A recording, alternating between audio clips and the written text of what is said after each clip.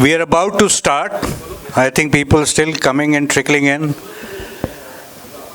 For those who have had their snacks, their fill,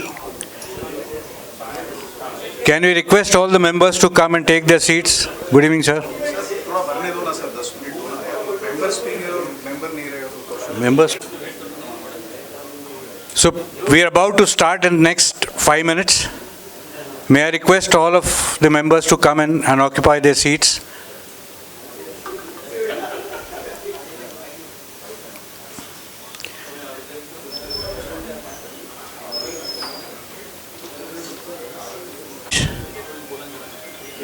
All board members, we will be about to start.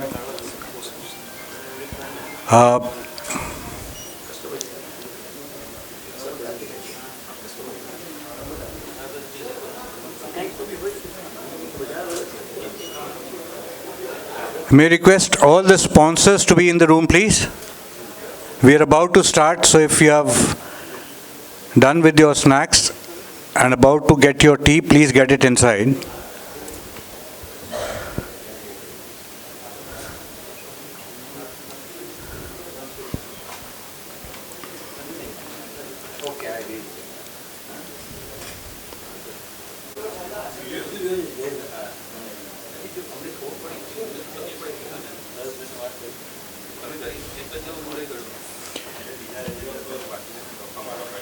We are about to start with the national anthem, so please be in the room.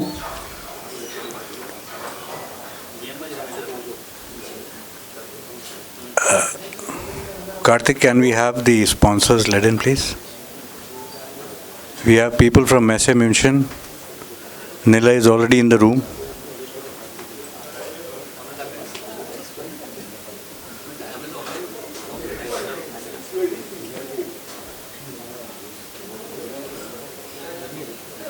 Be on the stage for the national anthem. May I request Nilay, please come on the stage. Nilay, Rajesh and Ajay also be on the stage, please. We are about to start.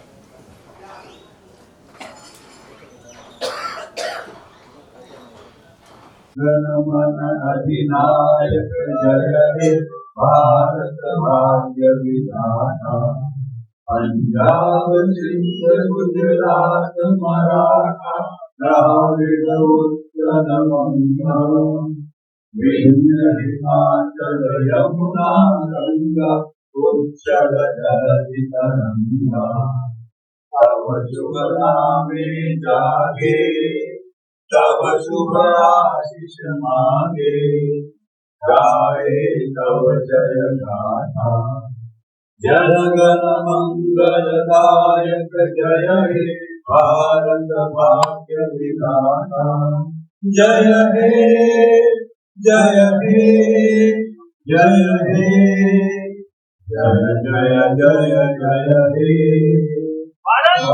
people coming earlier. Now we start with a small ASIRT presentation. This is typically of an introduction of what ASIRT is all about. I would request Mr. Bharat Chheda, our president, to come and do the presentation, please.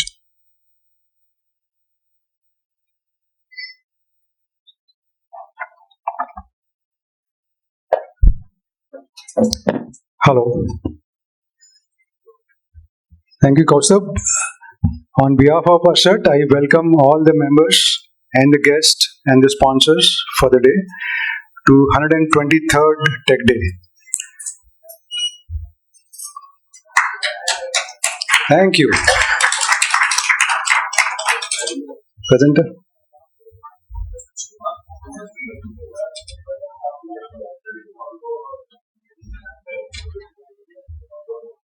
So I'm sure most of you have attended the previous ASIRT Tech Days and seen this presentation. So any guesses what is the first slide after this? If you have seen the presentation, you should remember. This has been done at least 8 to 10 times by me and of course the previous board members also. The first slide includes what? Huh? Okay. Numbers. So we are 12-year young organization. We have 250 plus members, and we have 8 consortiums. And this is 123rd Tech Day. So practically we are doing one Tech Day per month. And the cumulative turnover of ASIRT members is more than 5,000 crore. This number could be more, not less, but is a intelligent calculation or जो अभी election में करते हैं ना, क्या बोलते हैं उसको, सोफोलॉजी, पिकोलॉजी, ओके, सेफोलॉजी. तो वो सोच के बनाया number, but I am sure this number is much much bigger than this, especially when we have distributor and OEMs as our members. This number I'm sure is very very high, but this is a conservative number, 5,000 crore cumulative turnover. So what kind of members we have? So typically when we started in 2012, it was more of a system integrators from information technology domain, and slowly you must have seen that we have expanded in terms of kind of members that we have from various domains like security, surveillance, then audiovisual, and of course latest we have added a lot of people from software industries also, and of course automation is something which is catching up. So there is a spectrum of members from various domain, various expertise that we have. These are the activities that we do. Tech Day, everybody knows. Synergy, of course, is annual event. Those who are new to ASIRT, this is an annual event, outstation annual event, and it is called Synergy Business Conclave, which happens in August, and we expect a lot of participation from members as well as sponsors in that event, and the preparation will start very soon in month of January. We also have consortium as one of the key activity of ASIRT. Social and sports, as you are aware, ECPL is on 1st of February, and a lot of people are participating and practicing and may get medal like this in case you practice well. So I got injured last Wednesday as kind of a crack. And of course, a lot of other activities, like we do publish our quarterly newsletter, and we also do business coaching and other activities that we have. Now, something more about consortium. It is a tool, it is a platform to collaborate and grow and bring success to your business. So what happens, anybody who is not part of consortium yet, the new members, so everybody is there, okay, one, okay, so you can contact any of the board member, you will be added in the consortium. It is one of the very very powerful tool, a platform to collaborate and grow. So there are monthly meetings happening. Apart from this monthly gathering of ASIRT member at Tech Day, we also have consortium meeting which happens at least every month, where you can collaborate with other members, look for opportunity where you can work together and grow. Of course, there are a lot of training session happens, new learnings happens over those meetings, and of course, last but not the least, you will make friends for the life. How many of you agree to this? That thanks to consortium and ASIRT, you have got best friends of your life. So almost everyone, those who are part of consortium, will agree to that. And of course, the shared resource. We were always doing that, but during the COVID times, it was forced upon us to share our resources, especially in terms of manpower resource, and it is working quite well. Today, everybody is helping each other by sharing their resources whenever needed. These are our media partners. We have more than 10 media who helps us in creating visibility and branding for ASIRT, which in turn helps in getting more members and more sponsors. So they are very critical partnership for ASIRT. And I'm sure you must have seen them in action in Synergy last year, where they played a very, very active role in giving us a lot of visibility post-event. Now, we have been in partnership with a lot of trade shows. Here are the few trade shows that we, for Gates is one of the oldest one. In last year, we added 3 more. There is Informa Market for their Safe West India. Some of you might have attended. We also tied up with Hive India for their Palm Audio Video Expo. And of course, the Automation Expo, which happened 3 months back. And these are very, very important association and partnership for us. This gives our members few more opportunities for newer products and solutions and services to built into their kitty. And the last is the latest partnership that we have gone for. It is Meshe Mission, which is a German trade show company, one of the largest German trade show company, and we have a separate presentation from them today. They are here with us. So we signed up an agreement with them in last month, where for their upcoming event, Smart Tech Asia, we had gone to their office. The focus is on identification, security, authentication and digital payment, and some more areas that they are planning to cover in this exhibition. It is happening on 13th and 14th February 2025 at Geo World Center.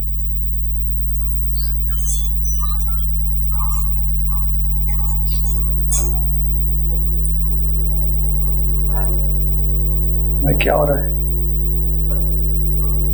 Click करो आगे.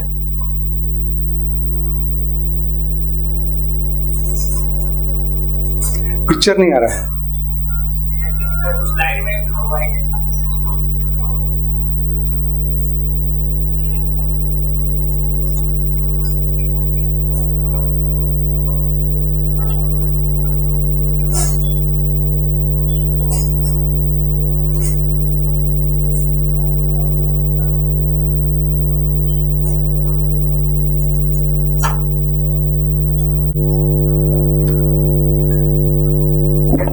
Sorry for the glitch. Now this is one of the most important slides, especially for those who are new to ASIRT.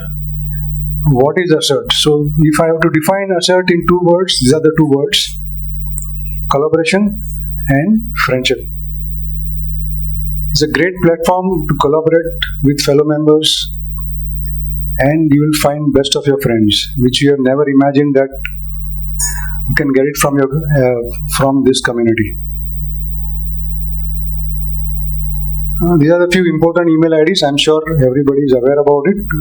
In case you want to communicate anything to board, you can use board ID.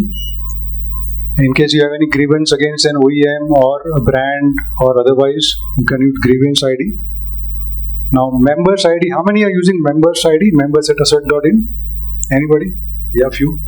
So these are very good platform to promote your products and services. We just mark BCs to this mail and it reaches to all the 250 plus members in one go. Okay, so in case you want to use this as a tool to market your products and services, this is it. And of course, RM at assert.in, in case you have any operational queries like invoices not received or anything like that, you can send it to our RM at assert.in. We are very strong on social media, be it LinkedIn, Facebook, or others. How many of you are connected ASIRT on social media? So, quite a few are not there.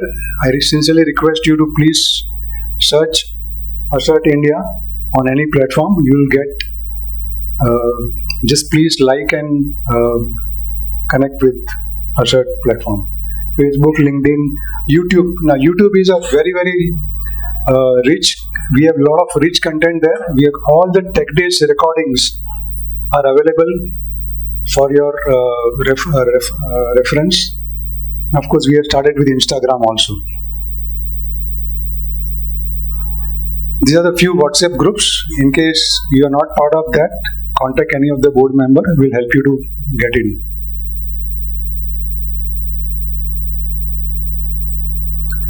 These are the three kinds of membership that we have: fellow membership, distribution patron, and corporate patron.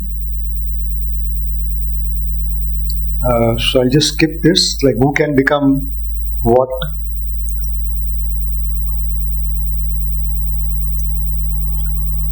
The privileges, especially I would like to highlight privileges of distribution pattern. Anybody, any distribution pattern present here? One, okay. Rajesh Kamdar, yes, Edutronics. So they get special privileges as a distribution pattern, as well as corporate pattern gets special privileges.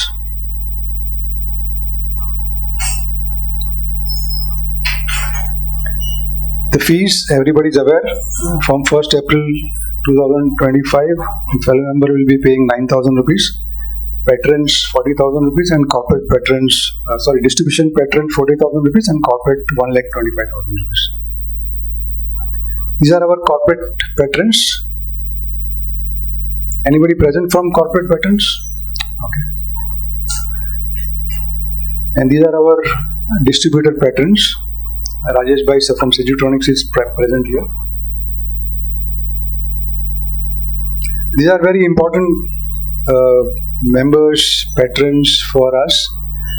They are like, they get sponsors for us, and which actually helps running ASIRT.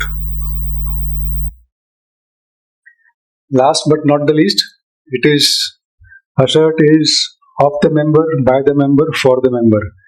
This is the most important thing, that if nobody should think that this is run by some elite people or it is for elite people. No, it is for all the members. You should not have any kind of hesitation in approaching or suggesting anything that you think it is good for ASIRT. Okay, so this organization is run by members like you. Okay, so this is another philosophy that we believe that is very important for ASIRT. Thank you very much. Thank you, Bharat, for again highlighting what ASIRT stands for. I would start with this presentation again. This is the sponsor presentation, member sponsor presentation. I would like to invite Mr. Nilay Sharma from Proteus Technologies. Before he approaches the stage, let me introduce Nilay Sharma with 35 years of experience. Masters in Marketing, Financial Services industry has been 10 years. He started his software company in 1999, if I'm correct. He has solutions in ERP, CRM, logistics. And today he is actually presenting us with a new business opportunity. His presentation is titled New Business Opportunities, AI-led Software Development. And I'm sure everybody looks forward to this new business opportunity. Nilay, the stage is yours. Please welcome Nilay.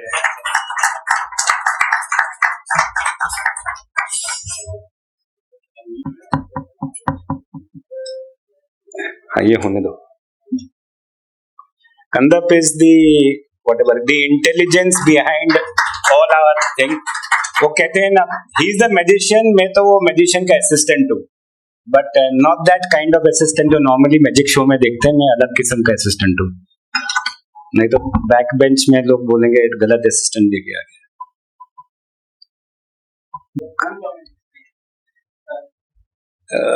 One second, present. So most of you know us, me, Proteus as a company that's into ERP, CRM solutions.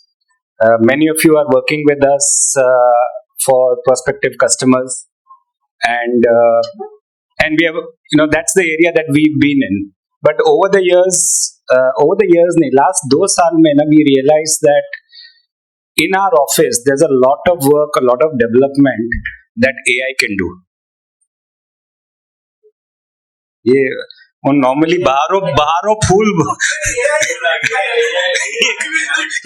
ये कुछ और ही बचा हुआ है. AC बंद था तो अभी चालू किया है तो थोड़ा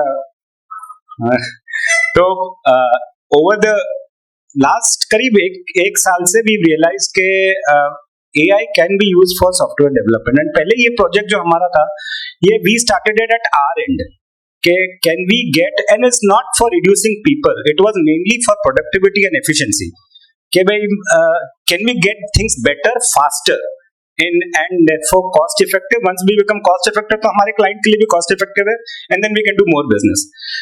That's how it started. Then we realized that this can grow big, and what if we have something which just type your requirement and application बन जाए, and that is what we have done. Kandap, why don't you come on stage and take us through it? So I mean, you will be able to comment on things that I say.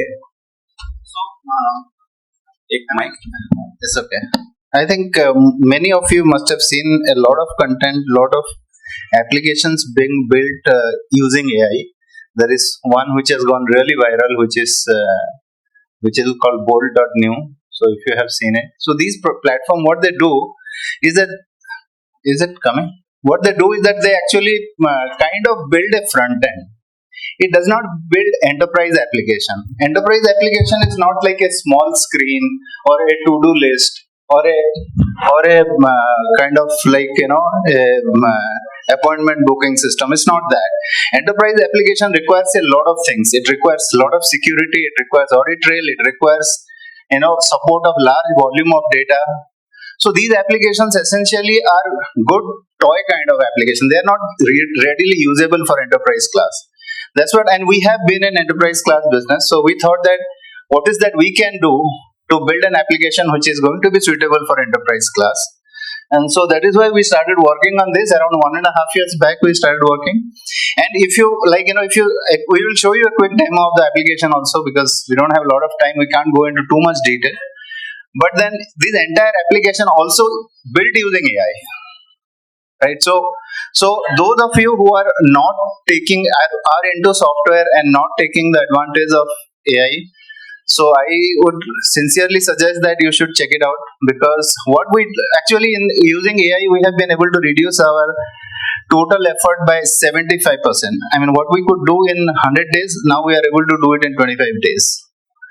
So I think we can have if ASIRT members who are into software and interested, we will be happy to share our experience. We can take you through how we did this and how we are using in 25% of the effort, so that you can benefit of it. Not necessarily nothing to do with this. I'm talking about independent of what is this. This is something which is totally different again. So let's go to, so what we in this is that, so we built a new platform called Tosta.ai.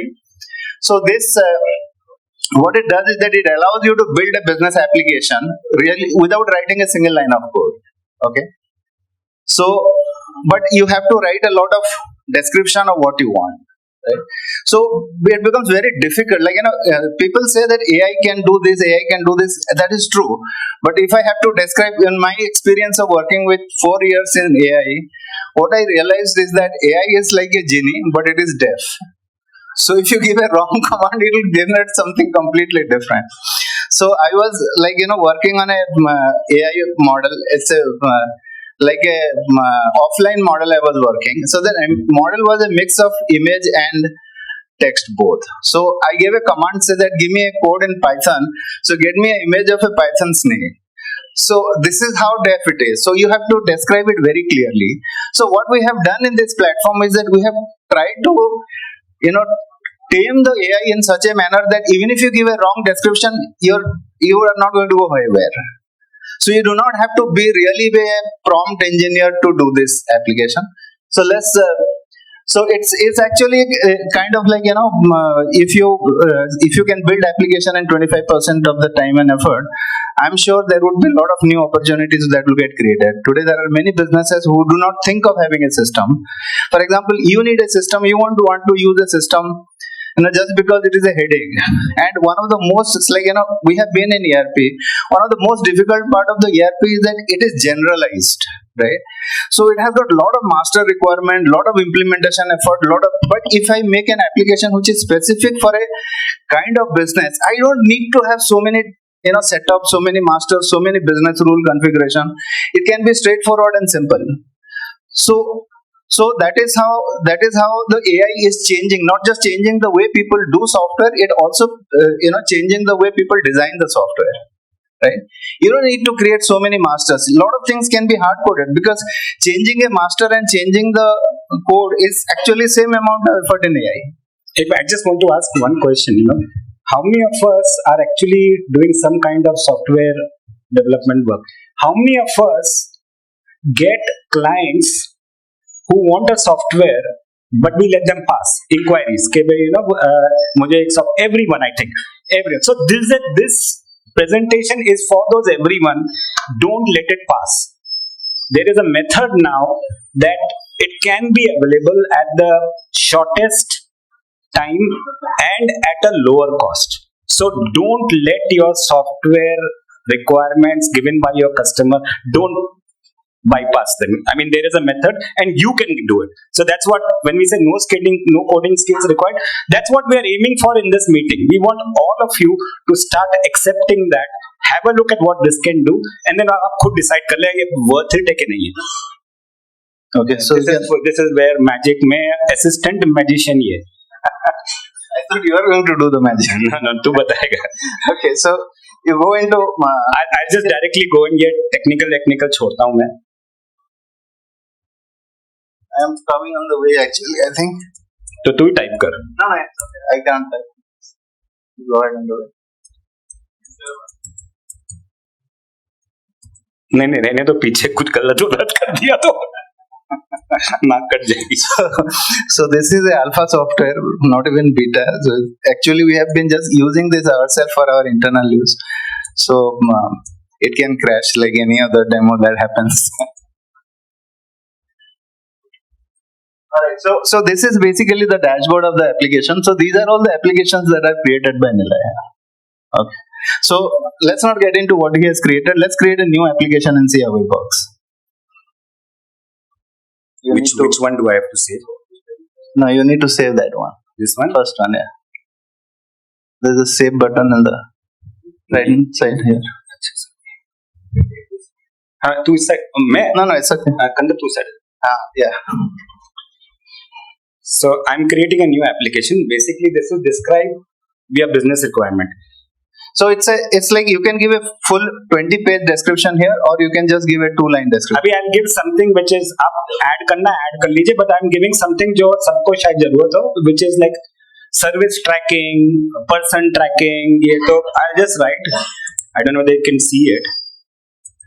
Create an app for a company in IT products providing services for products like क्या करूँ computers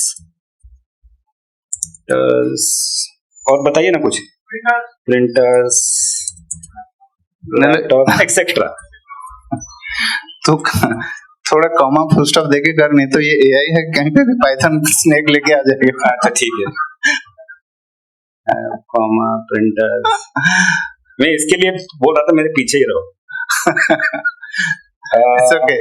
The full stop देना पड़ेगा. Should अच्छा नहीं दिया. So this line you have to be very careful. You don't have to write a lot of text, but you have to be very careful about it, because what can happen when AI parses this application? So with this etc can mean completely different. So I mean, when Nila is typing this application, if you look at AI, it's like same thing like T9. Have you all? Does anybody remember using T9 on the phone earlier days? So when you type something, it used to prompt the next word, right? So AI is exactly T9, but it is T9 multiplied by 200 billion times. So that is the only difference. So that is how it is being able to predict the code and images and everything. एक और line करता हूँ बस. Warranty and the customer is under a service agreement. It should. I think तू पूरा application इधर ही बना देगा. एक मिनट रुकना. It should be able to track the service calls and have a master for technicians with their skills. मतलब ये network कर सकता है या कुछ वैसा कर सकता है with their skills. बस हो गया. चल. अरे AI स्पेलिंग करेक्ट कर देगा. कर देगा, but it can miss. I mean, it's okay. Like, you don't have to worry. It is fine. It will generate something. कुछ और रिक्वायरमेंट है क्या? नहीं, बिकॉज ये ऐप बन जाएगा इसलिए. हाँ, अलर्ट. ओके. हाँ. Should also have notifications. अभी मैं कर देता हूँ. Build together का.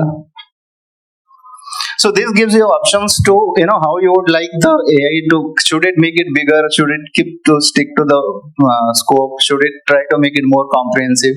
This asks you such things, but you can leave it blank, let it decide what you want to do. Okay. So generally, when we used to do software development in earlier days, what we used to do is that we used to go and do a study with the user. उसको बोलते थे कि तुझे क्या चाहिए, you tell us. We used to write down that requirement, and we used to call that, some people call that SRS, some people used to call that FRS, some people call that requirement specification, some people URS. And I remember my and some customer just said आपको तो समझ में आना चाहिए था. हमने नहीं कहा तो क्या समझ में आना चाहिए ना. आप software developer. That is the specification we have given. So that process used to take almost a month to finalize, and it used to create a documentation. So here with the AI, what you can do is that you can sit with the user, write down what he wants. It will give you the specification right here. See, हमने 3 line दिए थे. So it will broke down 3 lines into this. Specs ये बनाए. Product ID, name. Model number, business rule क्या होना चाहिए. Product ID should be unique, product name, and क्या करना चाहिए. They should be allowed to search, edit, delete when a product is set to inactive, update the related service agreements and warranty. ये सब हमने नहीं कहा है. नहीं, पर इसमें हमने कहा है, एक्चुअली इट्स नॉट दैट नहीं कहा है, अभी नहीं कहा है. But what we have done is that basically whatever applications we have built in last 25 years, we have loaded that as the training data into the AI. So when a requirement comes, how we do the development, that knowledge is there in the system. So it is using global internet information as well as our specific information, and it is building this. Warranty management का पूरा specs दे दिए हैं, उसके business rules दिए हैं, log warranty check activity, what is the additional data, service call management दिया है, and which just tell me if I'm missing something, those specs can be added. You can edit this. This is fully editable. You can edit it and add something, subtract something. If you don't want something, you can remove it. So while you are sitting with the user in 15 minutes time, you have actually done something which ideally is a 7 days work back and forth. So I'll just give you an idea. A friend of mine who's a consultant, उसको मैंने ये दिखाया, and he was quoting for a project in Oman. He made the specs out of this. He charged them in dollars. Just functional specs. उसने functional specs he told me also, look, I am doing this Nile and I will charge. बोला बिल्कुल. हाँ, नहीं वो कर रहा था, मैं नहीं. अब उसको पूछ लेता हूँ मैं party. Yeah, so I think you can go on and on. It is like you can add to it. I mean, there are things that we never told the system, and the best is this. It tells you also कि क्या report होना चाहिए, report में क्या criteria होना चाहिए, report में क्या कॉलम्स आउटपुट में आना चाहिए, पूरा का पूरा स्पेक्स बना के. There are some डैशबोर्ड जो हम नहीं सोच सकते थे. मतलब सर्विस मैनेजर की डैशबोर्ड क्या होनी चाहिए, विजुअलाइजेशंस क्या होना चाहिए, क्या इंफॉर्मेशन, टेक्नीशियन के डैशबोर्ड में क्या होना चाहिए. So let's generate this app and see. First thing that you do is that once you finalize the specification, generate app नीचे, you can do the generate app. And once you do the generate app, what it does is that it converts the specification into a prototype. Okay, it does not give you like many other application which is generated by the so-called, the front ends that typically build, like, आप chat GPT में जाके बोलेंगे कि write a snake game, तो आपको snake game का code दे देगा, आप copy paste करके snake game खेल सकते हो. That is possible even now. You can go to that and say that I want to play Tetris game, it will give you that game. So we are not talking about that, because that is a kind of a very small size single purpose application. These are all very, very complex and large application. It requires a database, it requires a configurations, it requires masters and all those kind of things. So it is not same as building those kind of applications. So it actually takes time. So it generated the application. You can go here and you can see that this is how your application is going to look like. Alright. So it created now, so that specification that you have given, right, it has broken down the specification into menus. And if you click on any of this menu, inside this, in call service, what should be the specification? It brought down the call service related specification and put it out here. Now what you can do is that you can go ahead and again fine tune here. And you can keep iterating through this as much as you want. Right? And here also there is a AI enhance the specification. If you do it, it will convert this 3 line into another 30 lines. Okay, but it is up to you whether you want it or you don't want it. Right? Let's keep it as it is. Let's not make it too big. Okay, then you can just go there, and what you can do is that you can generate the model for that. Okay, here there is the option to create the model. So this is actually a MVC architecture. So if those who are into software, you know that it's a model view controller architecture. So what it does is that first it creates the model. As soon as it creates the model, it can create a view and it can create a your database also. The good part is I don't have to understand any of that. Yeah. I mean, मेरे को बिल्कुल MVC ये क्या नहीं, मैं ये करता हूँ, कस्टमर को दिखाता हूँ, सर ये हम कर सकते हैं, आप बताओ जो करना है हम कर सकते हैं. And also if you look at it, it has generated icons for each of them and they look pretty meaningful, right? You want to change those icons, of course you can change them. But it has generated the icons, it has generated the navigation structure, it has generated the specification inside the navigation structure. So it has generated the model now. So what you can do is that you can now generate a prototype and see it. So each of these are actually going back and forth to multiple AI servers. For example, it is using a technology called agentic architecture. So it goes to one AI and says that I want this code. Okay, then it brings the code and gives it to another AI and say, review this code whether it is correct or not. So that is actually what we are doing. Otherwise, AI never gives you, it is always an iterative process. If you ask for a JSON, it will give you half the JSON. So we get the JSON and give it to another AI. Did it get it correctly? If it says yes, then we proceed. If it says no, we go back to the original AI and say that you did something wrong, please correct it. So it gives it again. So that is why it takes much longer than what you get to see in ChatGPT. If you go to ChatGPT, if you give something, मेरा network भी खाली 2 डंडी है. I think that's another. It's not able to download the thing. Possible. The network also could win. Yeah. So the prototype is generated. You can have a look at the prototype. See, this screen is created. Okay. You can see the columns. You can see and this is grouped logically how the data should be. So by and large, it gives you, kind of everything that this is not the, not really the fully functional code. This is just the prototype. So all you have to do is that go and sit with the user, show him that this is what your application is going to look like, and once he says that yes, I'm fine with it, then there is a process to deploy it. Okay, so when you run the process takes some time. It's not possible for us to run the process now because the process itself is a 15 minutes to generate all the code for each of these and go and create the everything else. So that is why probably that part we can skip. But once you do this, it is your ready application, right? You can see that you can go back to the database and you can have a look at it. So those who are slightly technical, can you go back to your dashboard? No. You don't need to generate database. It will automatically generate. Yeah, just refresh here.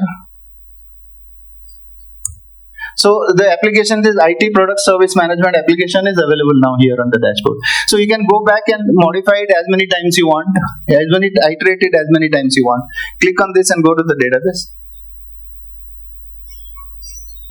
मैंने click वो create नहीं किया. No, you have to. Okay. Your network is slow. So it is taking time. So these are the tables it has created. Can those who are technical can understand this? It has created those tables. These are all 4 tables it has created from one screen. If you go and generate the model for all the screens, probably it will end up creating 35, 40, 50 tables. Okay. So it will ensure that each table is consistent with other table. Like, suppose say you go to service screen and created a table which was using a product master. So then go to the product master and create the table again. It will ensure that this product master is not conflicting with that. Because as you know, the AI doesn't have any memory. What your command you give, it only responds to that command, but it maintains consistency of that. So what you can do is that, suppose say you want to change the name of the column here, okay? If you change it and make an update here, it will automatically change everywhere else. So typically in one of our biggest problem is that वो कोई एक in a multi team architecture एक developer जाके column change कर देता है, बाकी जो दूसरा developer है उसको पता ही नहीं है, उधर बंद हो जाता है. So this is one of our biggest problem. कहीं पे एक SQL में एक नया table डाल देता है, उसका बाकी developer को पता नहीं रहता है, तो वो उड़ जाता है. So those kind of things does not happen here because this maintains the consistency of it. Right? So that is in a very short how the application works. So this is what we shown you just now is one screen. Actually it generates reports, it generates dashboards, it generates processes, it generates reminders, it generates email alerts, all of those kind of things it can do. What we have done, whatever kind of development we do, it actually can do 75 to 80% of them. Some part you have to write the code, but you don't have to write the code in any language. You have to write the code in English. It will convert the English language to the language in which the platform runs. It runs on JavaScript and Python both. Java, JavaScript and Python, 3 languages it supports. If you know those languages, you can make modification in them also. So you don't have to know them. So what you're saying is when you're sitting with the client, you can say, okay, requirement change karo.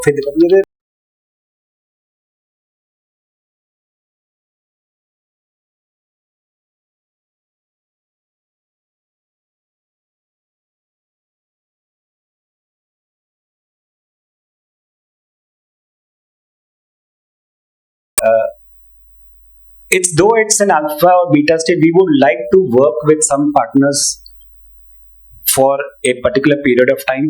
You give us the assignment, we will make it on this. Together we'll work with the client, we will deploy it. It's your application. It's your application, we will deploy it. Now, how can you use it? You can make a specific client के application. हम जो architecture बना रहे हैं, आप एक application सोच लो, give it to multiple users. So initially we welcome whoever is, we work together, even if it is a beta. Today we can, आज आप नहीं कर पाएंगे, 6 महीने बाद आप वो भी कर पाएंगे. But for us, because like ASIRT family, we would want to try it out together, and it is going to be a professional job. It is going to be an enterprise professional application. It's not going to be कोई intern से बनाया हुआ application. That much, and it is maintainable in nature. So that's what we are looking at. I would want if people can scan and fill up this form. It will really help us. I'll tell you what I would expect in that form.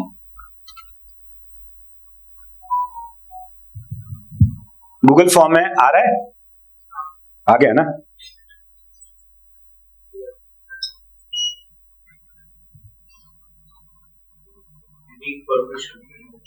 Why? अरे यार किया तो था. एक minute रुको. Sorry. Should have used first time to write this form. मैं पता ही था तू ऐसा ही कुछ बोलेगा. किधर आता है परमिशन? Responses. नहीं वेरीफाइड निकाल दे. नहीं ये हो गया. Sorry. Can you do it once send करना पड़ेगा ना तुझे. नहीं can you do it once? I'll bring it back. 1 second. एक सेकंड. आ गया ना? हाँ. एक मिनट में स्कैनर लाता हूँ. हाँ. Basically हम क्या चाहते हैं? What we are trying to find out is what are the kind of customer that you can go to? How can you use this? I mean, and how many of you would be interested in using this? Honestly, I don't think there is any other application like this currently available. Not in India, not in the world. I mean, honestly, हमने बहुत ढूंढा है कि कोई हमारा competition हो सकता है. I mean, we are a very tiny company, but Kandap and his team has built something that we hopefully can change the way people will bring applications to. See, ऐसा नहीं है कि can the customer himself do it? Still not. मतलब वो थोड़ा तो interface चाहिए, but एक साल बाद that will also be possible. So we want to bring it to that level till, yeah. Database of what they have got. Actually, what you're doing here is more of a generative AI. Yes. So yes, customer can bring his own data because any form or table that you create in the application, okay. So all the forms has got a import capability. He can import his data from Excel or CSV or any format.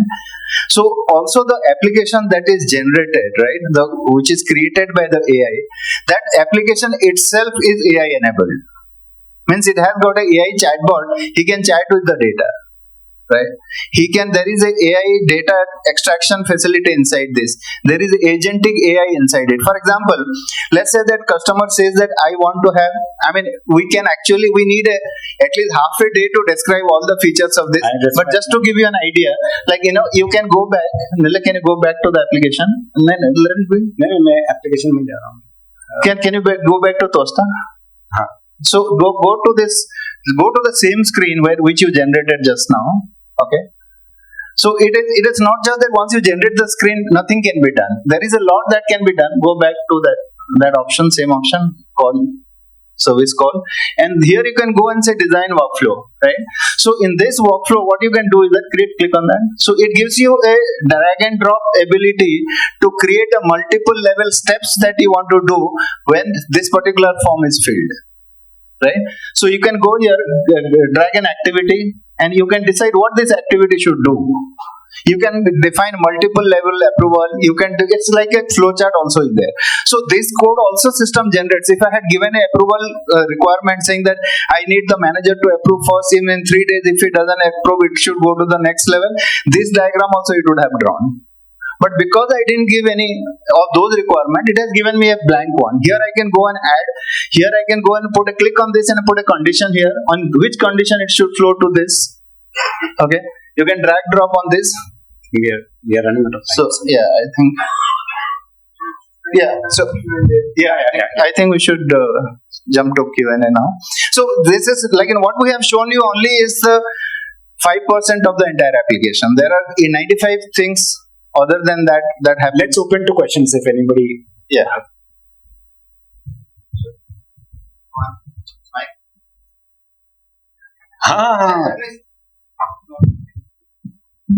Does it have any interfaces like suppose there are existing systems which you need to interface? Does it allow to query with APIs or? So this is built in. It has got built-in APIs. It has got built-in data import. That's built-in REST services. Not just the API, not just you can make a call to the API to interchange data. You can also use API to even inside the application you want something to come from the master. For example, you have a customer master. When you fill the customer code, you want the name to come from some other database. Or you can even give that kind of specification. और GST का API call करके उसका नाम और उसका number चाहिए. You can even do that. API exit points is available across the form API. So this is for getting API for external APIs. Right. Does it expose APIs as well? Is it exposing of API? Is this available out of box or we need to configure something? You only have to configure the API. Okay. You have to create a user ID for the API to consume the user ID. And you have to give him rights that this user can consume this. What is the authentication and authorization? It gives you a secure token. He has to put the token on his hand. Token-based authentication. Yes. One more question. Sorry. Sure. You mentioned there are 2-3 languages it exports the actual code in, right? Is it specified somewhere that I want only Python or only Java? No, that is whatever is default. So no, how it works is that the application itself is a declarative based coding actually. So wherever you write the business logic, there you can choose how you would like the business logic to be written. You want to write the business logic in Python, it will give you a Python editor. If you want to do it in JavaScript, it will let you write in JavaScript. Okay. So those code will get downloaded into application. The rest of this application is using a technological declarative UI, right? So like typically, if you are familiar with XML-A, which is a language for describing the screen. So this is actually using a JSON structure in place of XML. So everything that you see in this application is a JSON. Yeah, but finally we are trying to do away with what kind of coding. It doesn't matter. This will be a closed box. Nobody will know what kind of coding, because finally we want to reach that stage. And even if you want to do any maintenance or changes, the AI will do it for. Like abhi ye screen nikal ke ye kar do. English mein likho. Okay. The idea is do away with coding. But those who are technical, you have an option to download the code. If you have decided that time while writing the script, that time you will have to choose whether you want Python. By default, it writes in Python. Okay. Thank you. Any other questions? Can you download it and host it on your own server? Yes, you can run it on your own server. Okay. It requires a runtime from us.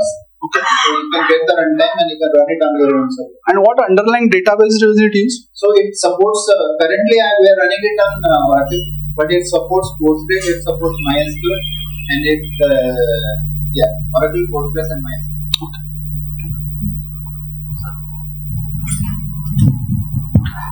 So let's say the application built by prompts, okay, we exported the code and the client wants to get the complete handover of the source code and they want to develop further with a very standardized software development process. So is it feasible? See, this is actually a framework based development, right? So if he wants to, for example, if the client wants to maintain his code, you can create a user for the client and you can give him the access to this console. So he can log in and do whatever you are doing.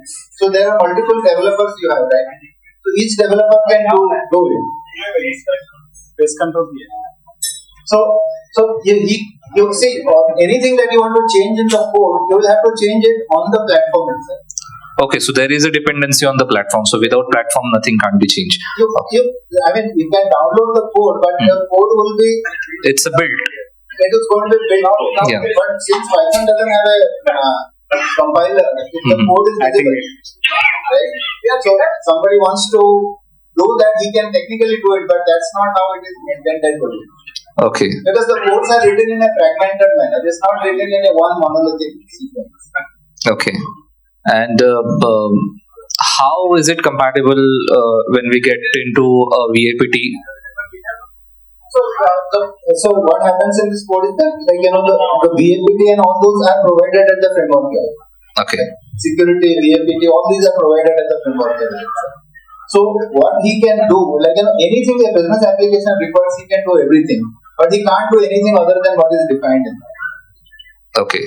And how about managing the large user base? So let's say, this application can work in the MSME level, but let's say if we have a enterprise level user base, like almost 10 million users. So how is this compatible to handle that?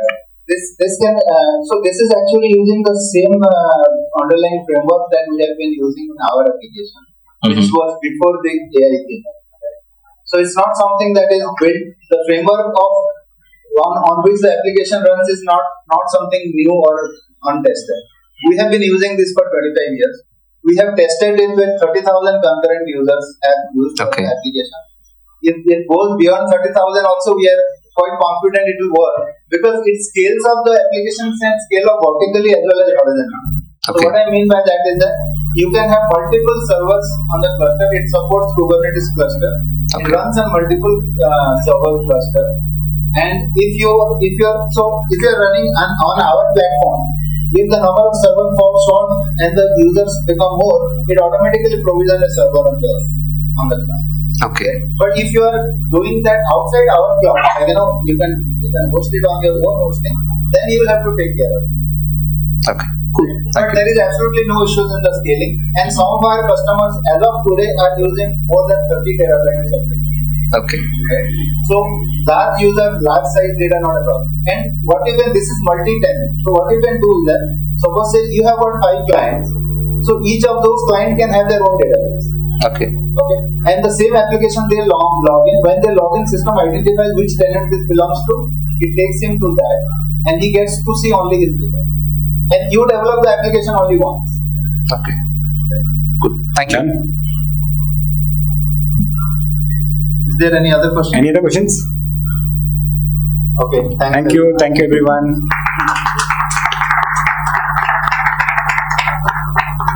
And thank you, Kandat, for taking us through this journey. It's quite an eye-opener.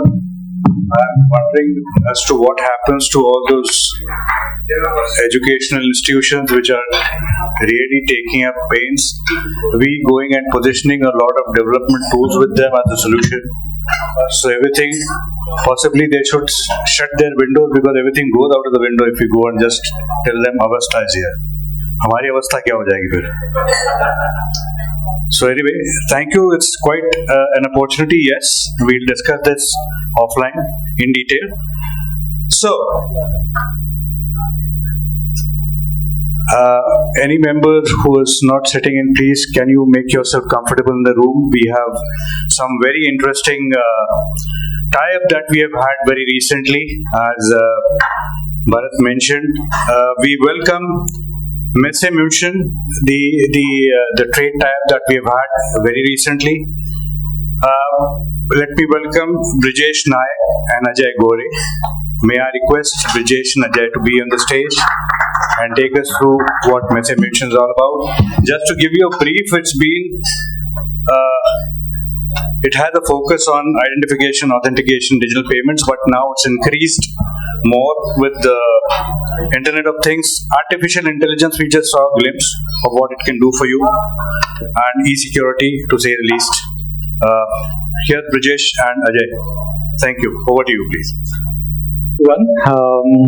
Let me first use this opportunity to thank Bharat ji, the governing body of ASIRT, to give us this nice opportunity. Except for few of you, it might be like, who are these two aliens here? What are they doing here? So let me quickly introduce our company, what we are doing, and this is going to be kind of an extension of what Bharatji presented here. So he presented about the members, how ASIRT has been doing, what are the members, what members get out of this association. It's really amazing to see how you are tightly knit. We are here to bring you opportunity. That's kind of an extension. The opportunity is going to be the platform which we are going to present. We will be explaining that to you. So we represent Messe München. Messe München is a trade fair and conference organizing company based out of Munich. So to most of you, you might be thinking, what is Messe München? Messe stands for exhibitions in Germany, and München is the city's name. So you have various trade fair organizers like Messe Düsseldorf, Messe Cologne. These are all nothing else than exhibitions and the region where it belongs to. So we represent Messe München. Messe München, headquartered in Munich. We are present in almost 130 countries. We do almost 90 trade fairs. We started our journey in 1964, almost 60 years back. Also, we have another feather to our cap. We do the largest trade fair in this world. Any guesses? I mean, the members sitting out here, what could be the size of the trade fair? Except for a few of you like Bharatji, and they know about it, but what could be the size? I mean, anyone? A wild guess. 1 lakh? Square meters? Not really. Any other wild guesses? Anybody can guess. Just to show you the scale of events what we do. It's known as the Bauma. It's 6.5 lakh square meters. It's like a village. from one place to other, you have to, you can't walk through. It's that massive. And we have a setup of almost 5 months. So if anybody interested, go to our website of boma.de. You'll be able to see a video which shows you the setup of 4 months in a lapse of how amazing it's been done. So in India, we've been for last 15 years. It was incorporated in 2007. Again, we do around 20 odd events. So let me rotate back to the subject today. So we are going to talk about Smart Tech Asia. Let me quickly give you a brief of what Smart Tech Asia is. So Smart Tech Asia is a trade fair which is there for past 2 decades. It was known as the Smart Cards Expo, predominantly focusing on cards technology, RFID, and various other sectors which is focusing on identification, authentication, and digital payment. We have rebranded it. We bought over this trade fair in 2018 and we rebranded it to Smart Tech Asia, focusing on various technologies like smart cards definitely has been there, RFID, IoT, AI, biometrics, you name them. Anything which is to do with enhancing, smoothening your business process management is specifically through identification, authentication, cyber security, whatso you say is under the gamut. So let me quickly hand over the baton to my colleague Ajay. He will take you through the trade fair and we'll explain you what are the opportunities lying ahead. Over to you. Hi, good evening all. Thank you, board member. So now we'll start with quick 2023 recap video.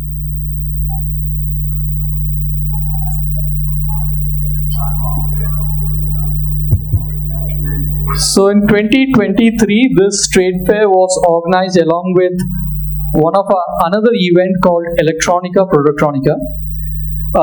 Again, one more prestigious thing for us is Electronica this year was inaugurated by the Honorable Prime Minister of India.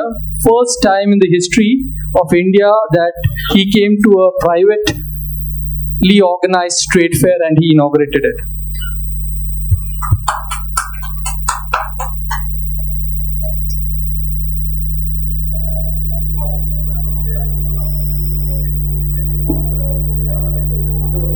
You want to show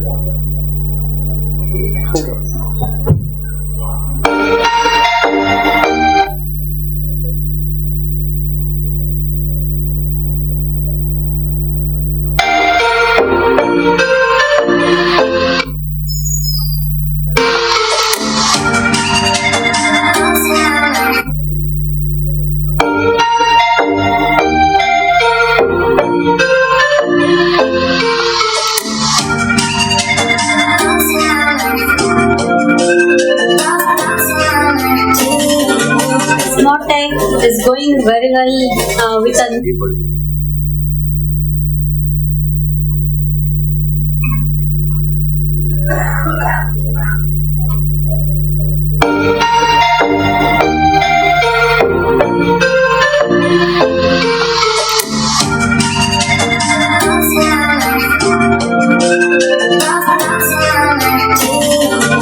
Smart Tech is going very well with a new technology.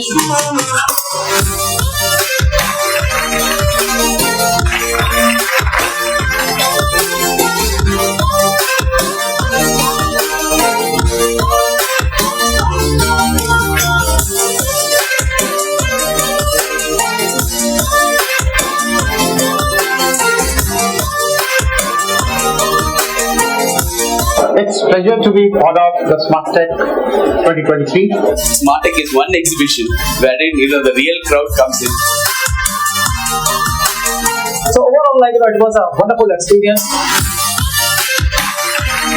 The Smart Tech has done really a well, organizing this entire event. It has been a pleasant surprise that we could have interaction with the manufacturers. good arrangement that has been done, and the eminent speakers like project manager from ISRO.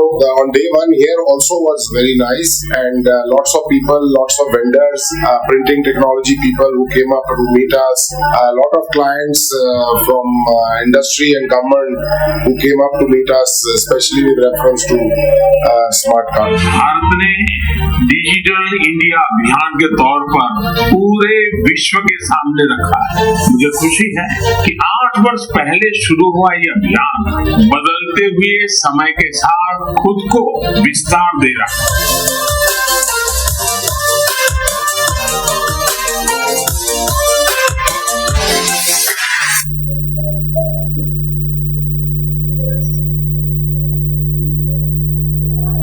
So now we are partnered with ASIRT.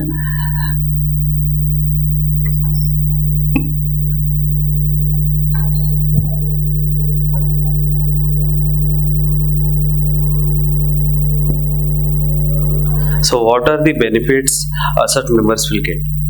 First thing, they will get preferential rates like 10% special discounts on base rates. And second thing, dedicated ASIRT pavilion will be there, like 100 square meter ASIRT pavilion will be there to ASIRT members. A massive reach, like connect with 7,000 plus industry leaders. Connect with buyers from all the industries. For example, government, e-commerce, ports, cargo, logistics, retailers, and IT and technology. And not only exhibition, Smart Tech Asia is 2 days full launch conference also. This year's topic is redefining business process management with identification, authentication, and cyber security for a secure digital future. And these are the topics. So Brijesh will just let me add on, Ajay, to what the conference. This year we are focusing, as the topic says, on business process management. So through identification, authentication, through various technologies, how we could enhance business process management is what we are focusing upon. So a key role will be played by system integrators like yourself, wherein you could depart the knowledge at the enterprise level, at the government aspect. How, so whether it is in counterfeit, whether it is in supply chain management, whether it is track and trace, all those enterprise level challenges which can be addressed is what is going to be dwelled upon at the conference. And we will have eminent speakers from India and abroad. We already started to acquire and contact these specific speakers from this sector. Yeah. This is ASIRT Pavilion.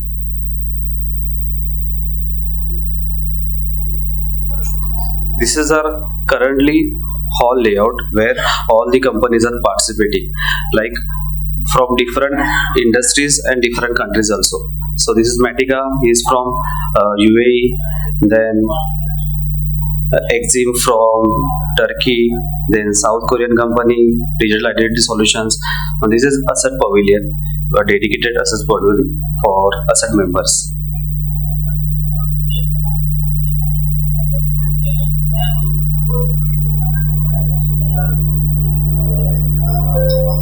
And for more details, you can contact me, and please scan this QR for more queries. So yeah, it's as we have said, it's an opportunity. We throw it open to all of you. Do join us. I think it's our first association. We are part of you. We are a member. So no more an alien. So it's all open for all of you. Any questions, please let us know. We are happy to address it.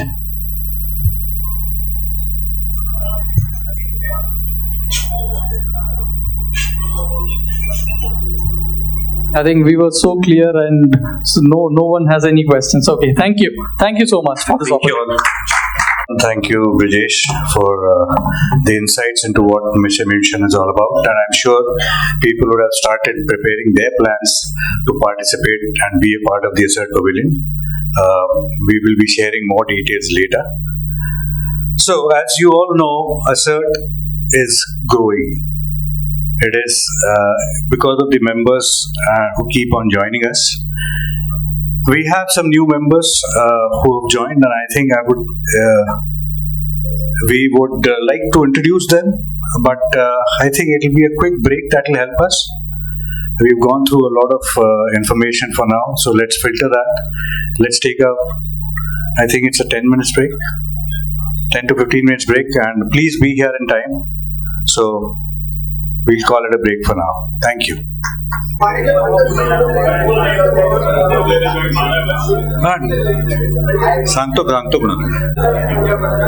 Okay. So I think we are ready for the next session. May I request all of the members to come back again into the room, occupy their seats, because we've got some interesting things lined up for the rest of the evening.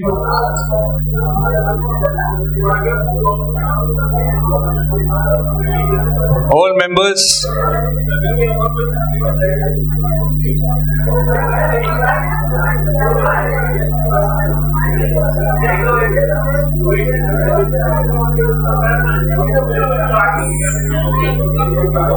Jignesh,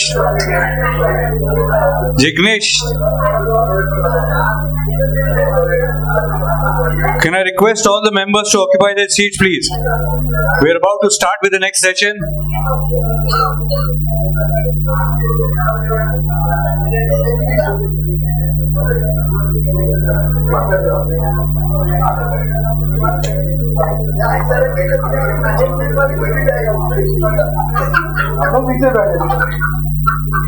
All members, please come, and we are about to start.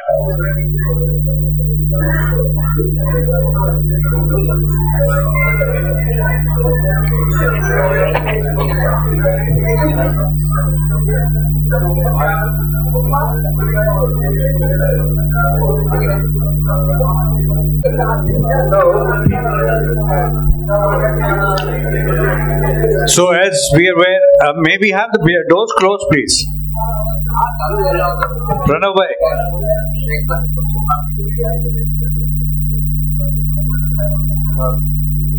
Those in the room, if you could occupy your seats, please.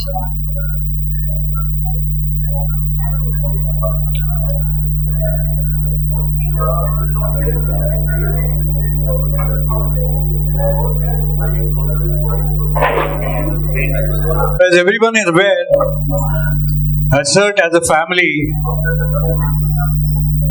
which started 12 years back,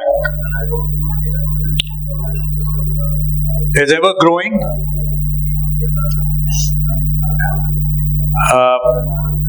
So we welcome some new members, and I would request Mr. Pranav Badeka to introduce the new members. Over to you, Pranav. Good evening, everyone. So it's an honor to stand before you today as a part of a membership team that comprises of myself, Jayesh Bhai, Kshitij Bhai, and Jignesh Joshi. I'd like to begin to acknowledge my incredible team who work tirelessly to ensure our association remains vibrant, welcoming, and impactful. I'd also want to take a moment to thank each one of our existing members for their unwavering support. Your enthusiasm for our mission of partnering, progressing, and evolving together has been instrumental in making our association awesome. We are what we are today just because of you. Many of you have helped in playing vital role in helping us expand by expanding to new members, sharing our vision, fostering the sense of community. Our contribution do not go unnoticed, and we deeply appreciate all that you to grow together and strengthen this network. Let's give a round of applause and dedication to our team, all of you. Today, we are here for a very special reason to officially welcome and introduce the new members who have recently joined our association. Each one of them brings their unique talent, valuable experience, and a shared enthusiasm for contributing to our association. Their decision to join us reinforces the strength and the reputation of our association. Now let's take a moment and meet our new colleagues. Would request them to share a bit about their background, their professional experience, and what excites them the most. Firstly, I'd like to welcome Mr. Deepak Jaju of Microlink Infotech Private Limited. He is introduced by Ajay Patil of Teamwork Systems and Solutions. Sir, idhar Ajay.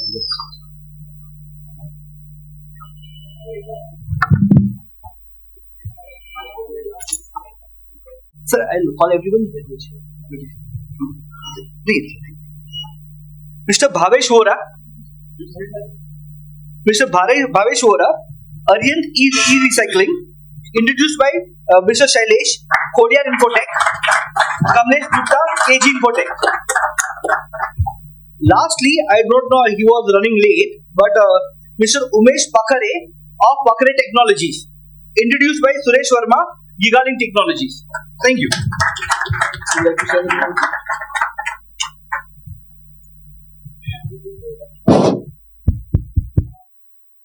Good evening, asserts. Good evening. Good evening. Good evening. Hi, I am Deepak Jaju, one of the director of more than 25 years old company named Microlink Infonet Private Limited, situated at Grand Road West, bang opposite to railway station. We have been introduced by Shri Ajay Patil. We are into the business of sales, support and repairing of all types of computers, laptops, desktops, servers, printers, networking products, racks, cabling, cyber security, AMCs, FMS, and many more. We deal with all types of corporates. Signing off, Deepak Jaju from Microlink Infonet. Myself, Bhavesh Vora. My company name is Arihant Infotech. Mainly, we are into refurbished IT products, and we have a plant of e-waste recycling also. We mostly buy e-waste from big corporate companies, banking sectors, and we resell it to pan-India level. And we are into rental of IT product also. Thank you. We are based here at Borivali. Perfect. Okay, the newer members who have joined in last couple of months, who are yet to be introduced, would like to introduce themselves.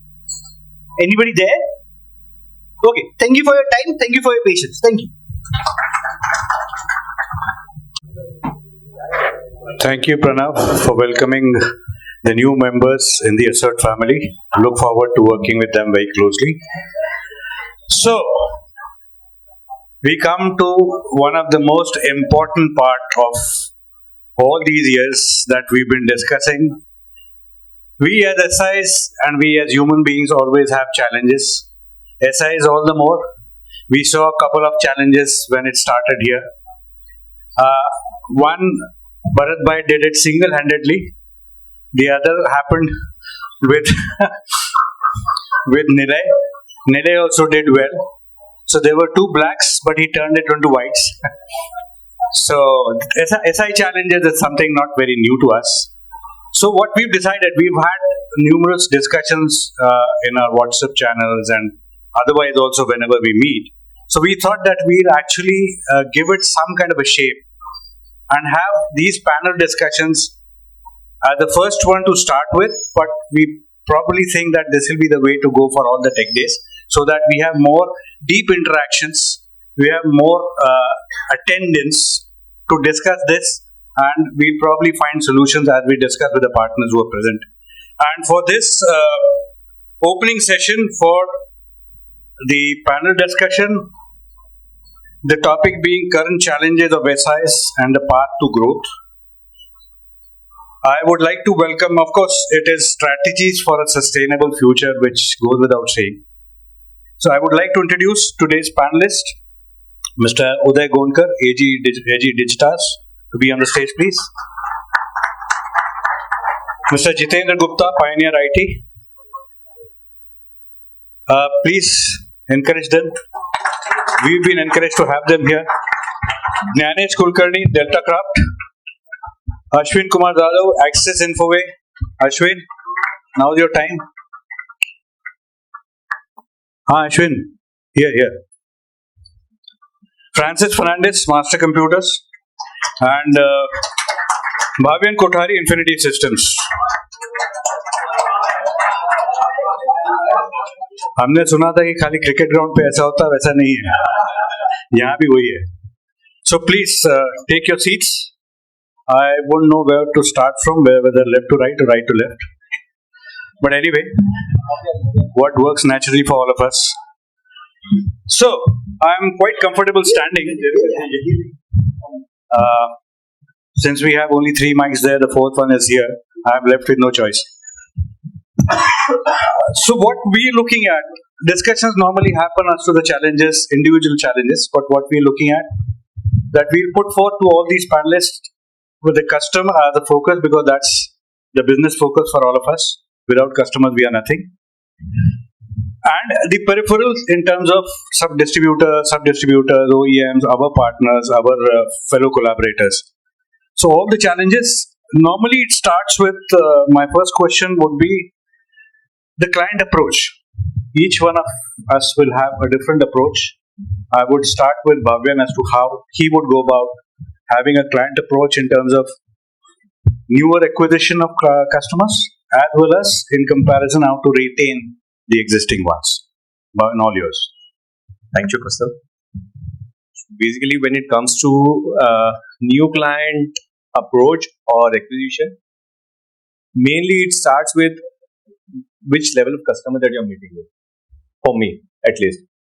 So if you're meeting a SMB size customer, then you try and always meet the owner of the organization who's the decision maker. And you have to touch point on the pain point of the customer. Okay, basically, every Nukkad has got a SI like us. Why will he come to you? Unless you don't give them a solution which they are looking at. Or maybe something out of the box, which will help them in enhancing their infrastructure and improve their productivity and performance. So that is possible only if you give them something better and if you take out their pain. Generally, otherwise, most of the owner in SMB segment has to spend their time in maintaining their IT infrastructure. So if you give them that kind of comfortness, or if you give them that kind of assurance that your entire IT will be managed successfully by us, you don't have to pay much attention to it and you can give more time to your business. That is where they would like to go with a new vendor. Okay, otherwise they are happy with what they are doing, right, with their existing vendor. Apart from that, the value addition. Suppose if we talk about any product which we are implementing at the customer end, right, we should have the expert teams to manage that. I'll just give a small example. Right? We were discussing in a WhatsApp group, as you mentioned the other day in our WhatsApp channel. So most of the people were creeping about that antivirus and the OEM is directly approaching and all. That is possible because if you have sold it as just a product. Alright, if you have just sold it as a product and when it comes to the renewal, so they'll go with somebody who is cheaper in the price because there you're not making any value addition. So suppose along with the antivirus, if you have fully planned and set up a policies with every rules and which is features available in the antivirus softwares, and if you've told him these are the benefits that you have with the antivirus, then probably they might not go with the OEM also in just for the renewal purpose. Okay, so I would say Mr. Manish, one of our ASIRT member, he specifically takes AMC for antivirus software. Why customer will give AMC for antivirus software? Because it gives that kind of value addition to the service that he is offering. And that is only possible because you are giving a value addition to it. If it's just a box selling, then there's a possibility that they'll compare always with the box to box and the price is compared on the box. So that kind of value addition we have to make to get the new customer and to retain the existing customer. Yeah, so thanks, Bhavyan. I think this throws up again some more answers I would take away from what Bhavyan mentioned. It says, decide on your customer. You are the one who decides your customers. Who should be your customer? You choose. Okay, that is one point. Secondly, what is your value addition? Like you said, educating the customer. And the best part, when you said Manish does the AMC for, so he actually is creating a differentiator. So I can summarize perhaps looking at this that we need to create these differentiations. any other conflicting points that you would have? Does Uday, it comes to you. Does price play a major role? Well, if you have I'll say price plays a major role, but then it depends on how you put it. If your solution is giving him more value than a price, then definitely your solution can be, it will not compete with the other price. So your conversation typically starts with the price or the product itself? It starts with the solution. With what value addition? What again he said is the same thing. Like if you are doing a good value addition to his requirements, so definitely he will not look at the price, and you will definitely have the edge over the competition. So mainly when we go for the new customer, we would like to understand what he is looking for rather than what I can offer him. So if I can fill the gaps, then definitely I am in. Then he will consider me. It's not going to be an out competition like where you have to just go on competing. You have to give your niche, what value addition you can do to the customer, what is his pain points, and if you are taking care of it, definitely he will consider it. So yeah, point taken. I think we are again talking about the value adds, but you mentioned something which said that when you approach a new customer, you're looking at his needs and not what you have to offer. Yeah, because today if you see every customer has his existing vendor, correct? So why would he come to you? Unless and until something you are giving him which his existing service provider is not offering, then only he will switch. Exactly, yeah. So I think in a way that we need to possibly tell him what we are here for. This is on offer, and these are the kind of gaps that I can fill in for you. Yeah, but before that I have to know what he is looking for. Exactly. So you formulate your pitch accordingly as you go and talk to the new customer. Yeah. I would pass it on to Jitan.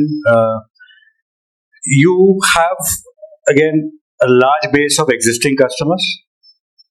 Right. So as we were talking about new customer acquisition, how do you really retain your older customers with the kind of focus, or possibly it's a ready-made field for others to jump in only with the price and break the thing. So how do you really do it? It's very complex and it changes from customer to customer. So how do I explain you? You need to have a basket of products to retain the customers with you. Now, in case if somebody is selling only the laptop or only the desktop or only the printer, we all are replaceable here. Okay, even if you might have serviced the customer at 9 o'clock in the night, 10 o'clock in the night, trust me, next day morning somebody wakes up and he tells, okay, तुमसे सस्ता 500 रुपए में कोई printer दे रहा है, and you are replaceable there and there. What makes you stick to a customer, depending upon the size of the customer, or whether it's a corporate, he's a retail, or is an enterprise customer, is a vision or the scalability you are offering to him when you're giving a solution to him.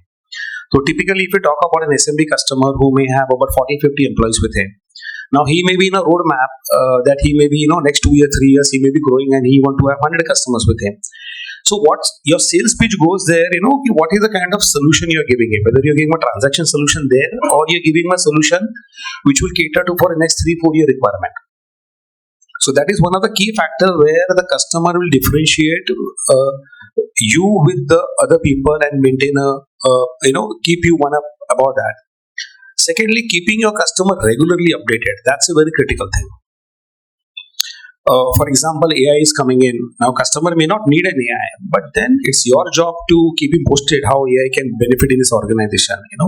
How he can use AI in the future to optimize his business or have a better MIS, better data in terms of management. So these two things are very, very critical. And third and fourth, very, very important thing is a regular meeting with the customer. जो दिखता है वो बिकता है. If you do transaction and you don't go and meet your customer regularly and you don't have those kind of गिले शिकवे दूर कर रहे हो उसके, he may be upset with something, you may lose an order, that's fine, but go and have a cup of tea with your customer. I believe in my organization as of today, I don't do transaction. I do more of PR activities. So when I'm out, I just go out and meet customers. Sir, धंधा नहीं करना मत करो. मैं आऊँ चाय पीने के लिए. Then I have some information I pass on to my customer. I exchange customer. I update the customer. What is happening around? What is happening in the market? What is happening on the technology front? So then the customer looks at you in a different way. He doesn't look at you at a transaction partner. He wants somebody who can advise him. He wants somebody who can take care of his business and organization like his own. And that, I believe, is one of the key differentiators I've been playing around in the market. I'm sure a lot of people have got their different strategies to play around, but these 2-3 things, I believe it makes I'm able to retain most of my customer last 20 years, 15 years. I'm able to retain it. Thanks, Thane. I think I'll pass this on to again Jnanesh because he has a different take on this and different perspective. Yeah, good evening all.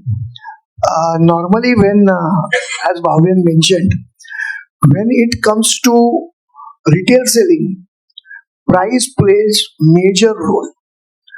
But still it has been observed that if you are providing services to the customers, if you are updating his knowledge as told by Jitu, if you are pitching right solutions as said by Uday, then your relations with customer go on increasing and strengthening. Let me tell you, in my organization, I am managing only 10 customers. And all other customers are being maintained by my team. I have put full faith on my team, whatever is 5, 11 people, 7 people, whatever is my team. I am trusting them and understanding every Friday, every Saturday morning, taking the funnel and talking to them on what is the solution which has been pitched and which has been accepted by the customer, including their regular products which they are utilizing. Because for us, we have seen in last few years, competition has increased so much, and the team in the customer end also has to prove themselves that they are existing in the market and getting the best for their organization to their senior management. As told by Bhavin, if it is SME, SMB customers, you have to get connected with the top management, that is owner, proprietor or directors, and then come down. If you are lucky enough and reach for your enterprise solutions like CRM, document management, asset management, or today shown whatever artificial intelligence which is growing fast. Some of the organizations are accepting it, some of them are on fence and deciding whether to accept or not. So you have to be updated with all the knowledge which is in the market. You should not be the best, because there are best available like you in the market whom I can collaborate and I can work as a team with. So normally we are working for solutions. We are master ourselves in sales and marketing. We have the knowledge about products, but we are getting connected to people like you who are mastered in that particular solution, servicing and implementation part.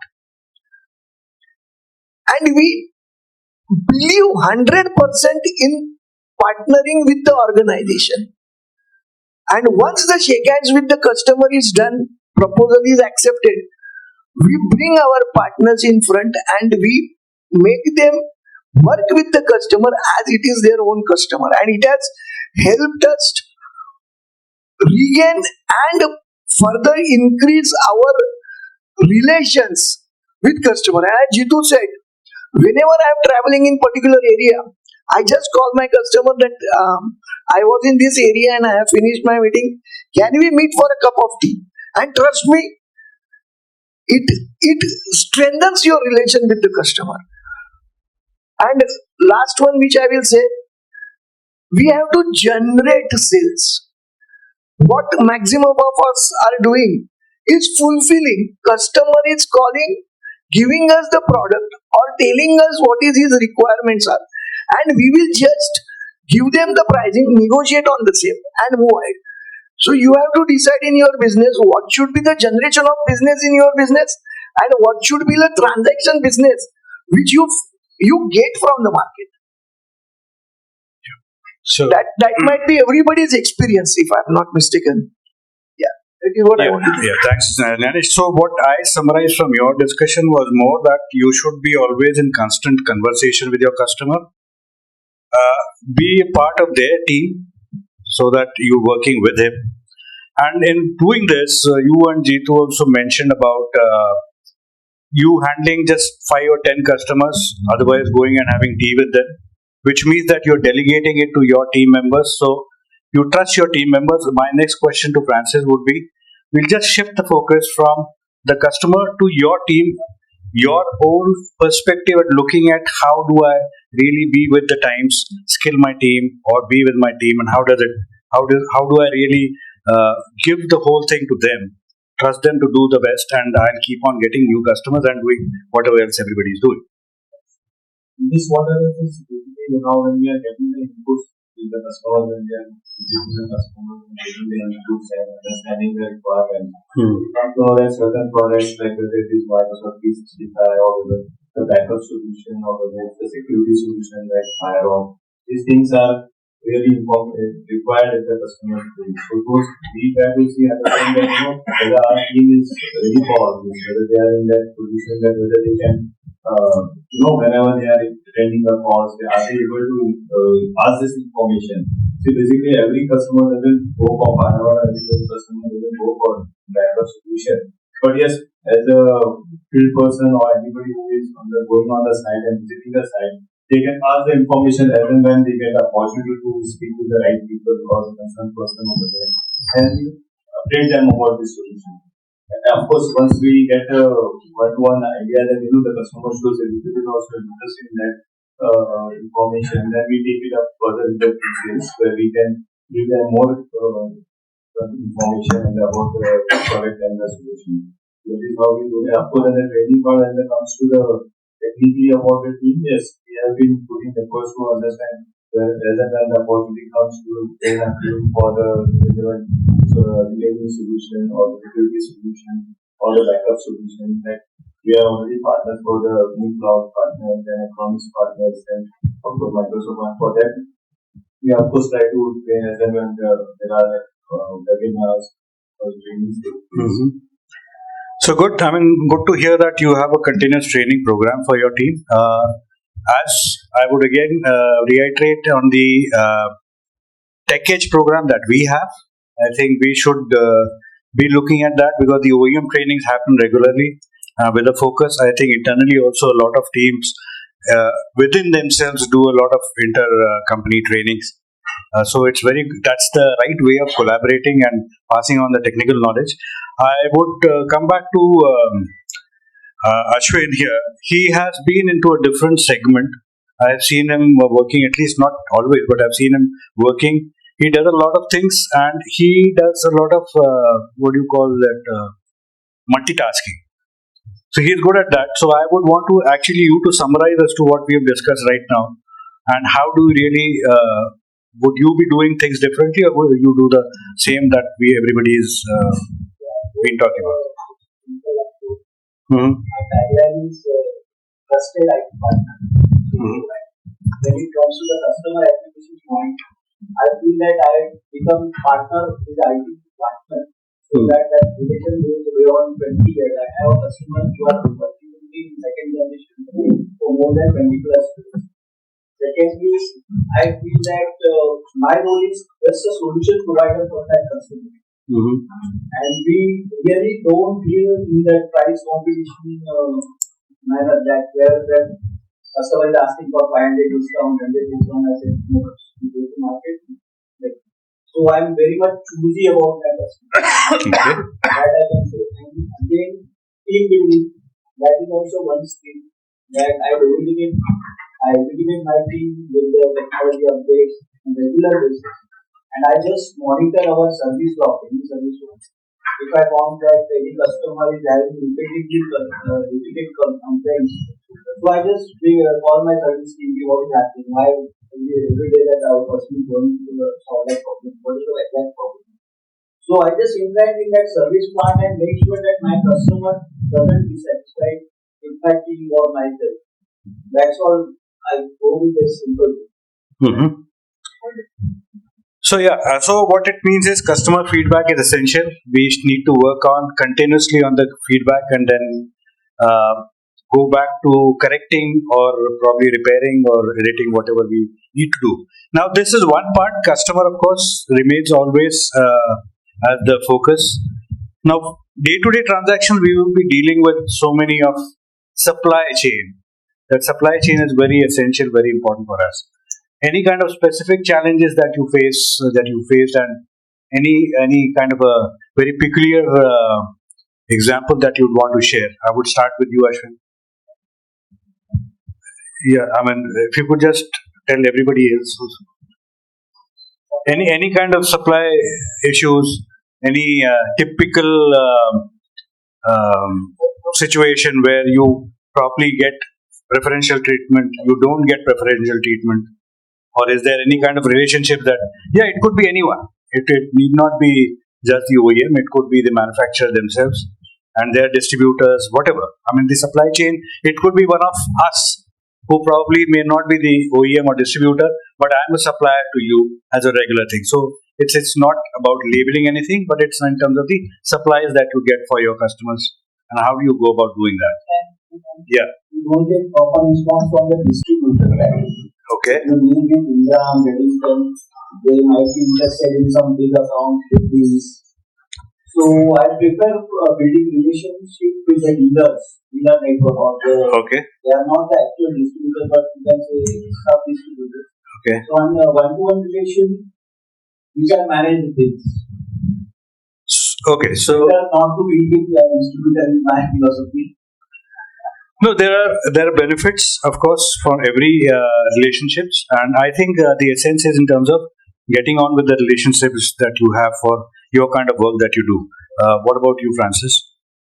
Like you said, yes, it's difficult to deal with the distributors, but then yes, the advantages are there actually. Where we where we get the recognition on that part. We are a dealer, right? Of course, the OEM also.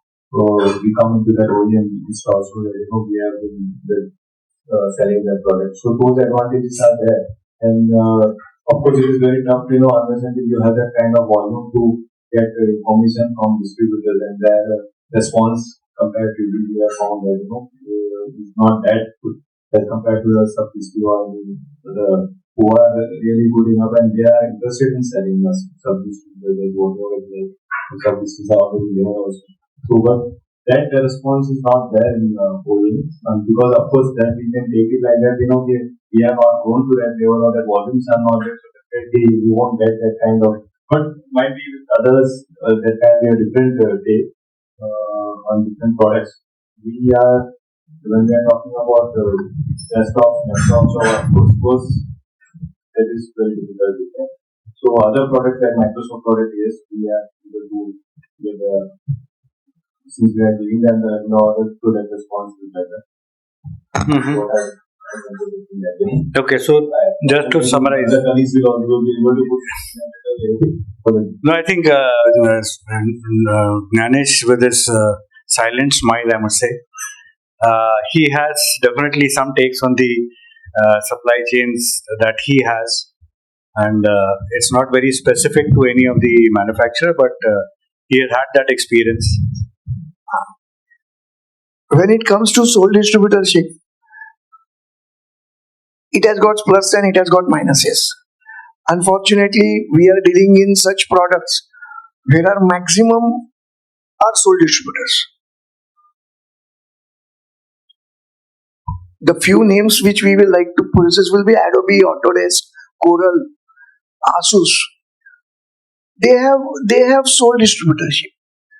So once they know your potential of getting into the market and your penetrations with the customer and relations with the customer, they help you going all out. Let me be honest. There are negatives which we have also faced.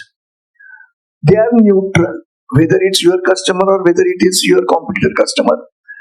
they do not take any part. Principal plays major role, but distributors try to help you if you are giving them consistent business as a sole distributor for certain products. But as said by Francis and they, that for desktops, laptops, we try to work with this community, asset community, because that is not my strength. So in Gujarati there is a proverb, "Jenu kam tenu thai, bija kare so gota khai." So it is better to work with the best and with the knowledgeable rather than searching the best and going to search a knowledgeable. So my team has been guided for these products. Please let me know. I put who will supply me this. In my consortium is let me be honest, we have made it a rule that first requirement should be in our consortium. If the consortium partner is not dealing with that, then we go to the main ISODA business or ASIRT business, and that is how we work. Let me be honest, I am partner for both the organization and for solutions like. So Naresh, I must say that you must be attending tech days regularly so that you get used to seeing one board which says ASIRT. Yeah, but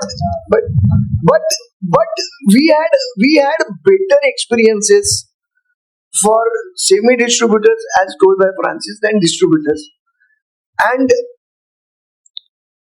the support which we get from asset members is phenomenal. The technical, it is not only pricing. As I told, I don't work onto the pricing, and we are blunt to say no. So getting a technical knowledge and technical support is the best in asset. Let me be honest. I have worked with some few members outside asset, but it can't be trustworthy. It is difficult to trust. So Naresh, we'll come to the trust part later. We are sure to come there. But I would want Jiten also to. He has those relationships with. So we are talking here about supply chain, correct? So we talk about supply chain. It depends upon what product are you selling. First of all, the segment that I sell is more of an enterprise and corporate segment. So there we don't have such kind of an issue. Why? Because the deals are structured properly.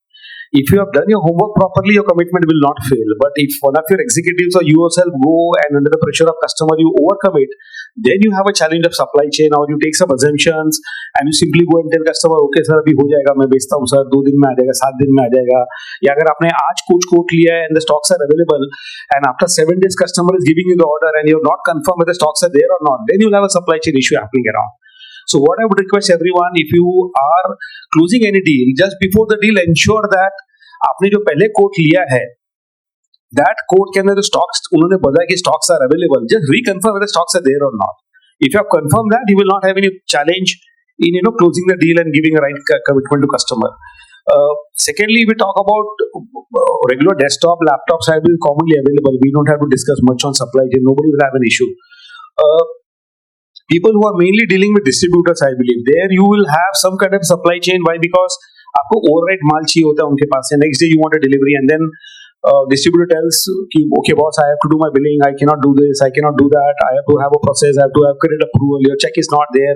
So that's where you will have a 1-day delay happening around, nothing beyond it. But if your front end guys who are facing the customer are able to factor and you are able to make them understand, look, एक दिन मत बोलो, 2 दिन delivery बोलो, तो again you will not have much of supply chain issues. So overall IT में I have seen fake commitments are not there, and if we do our homework properly, I don't see any kind of a supply chain issue happening around.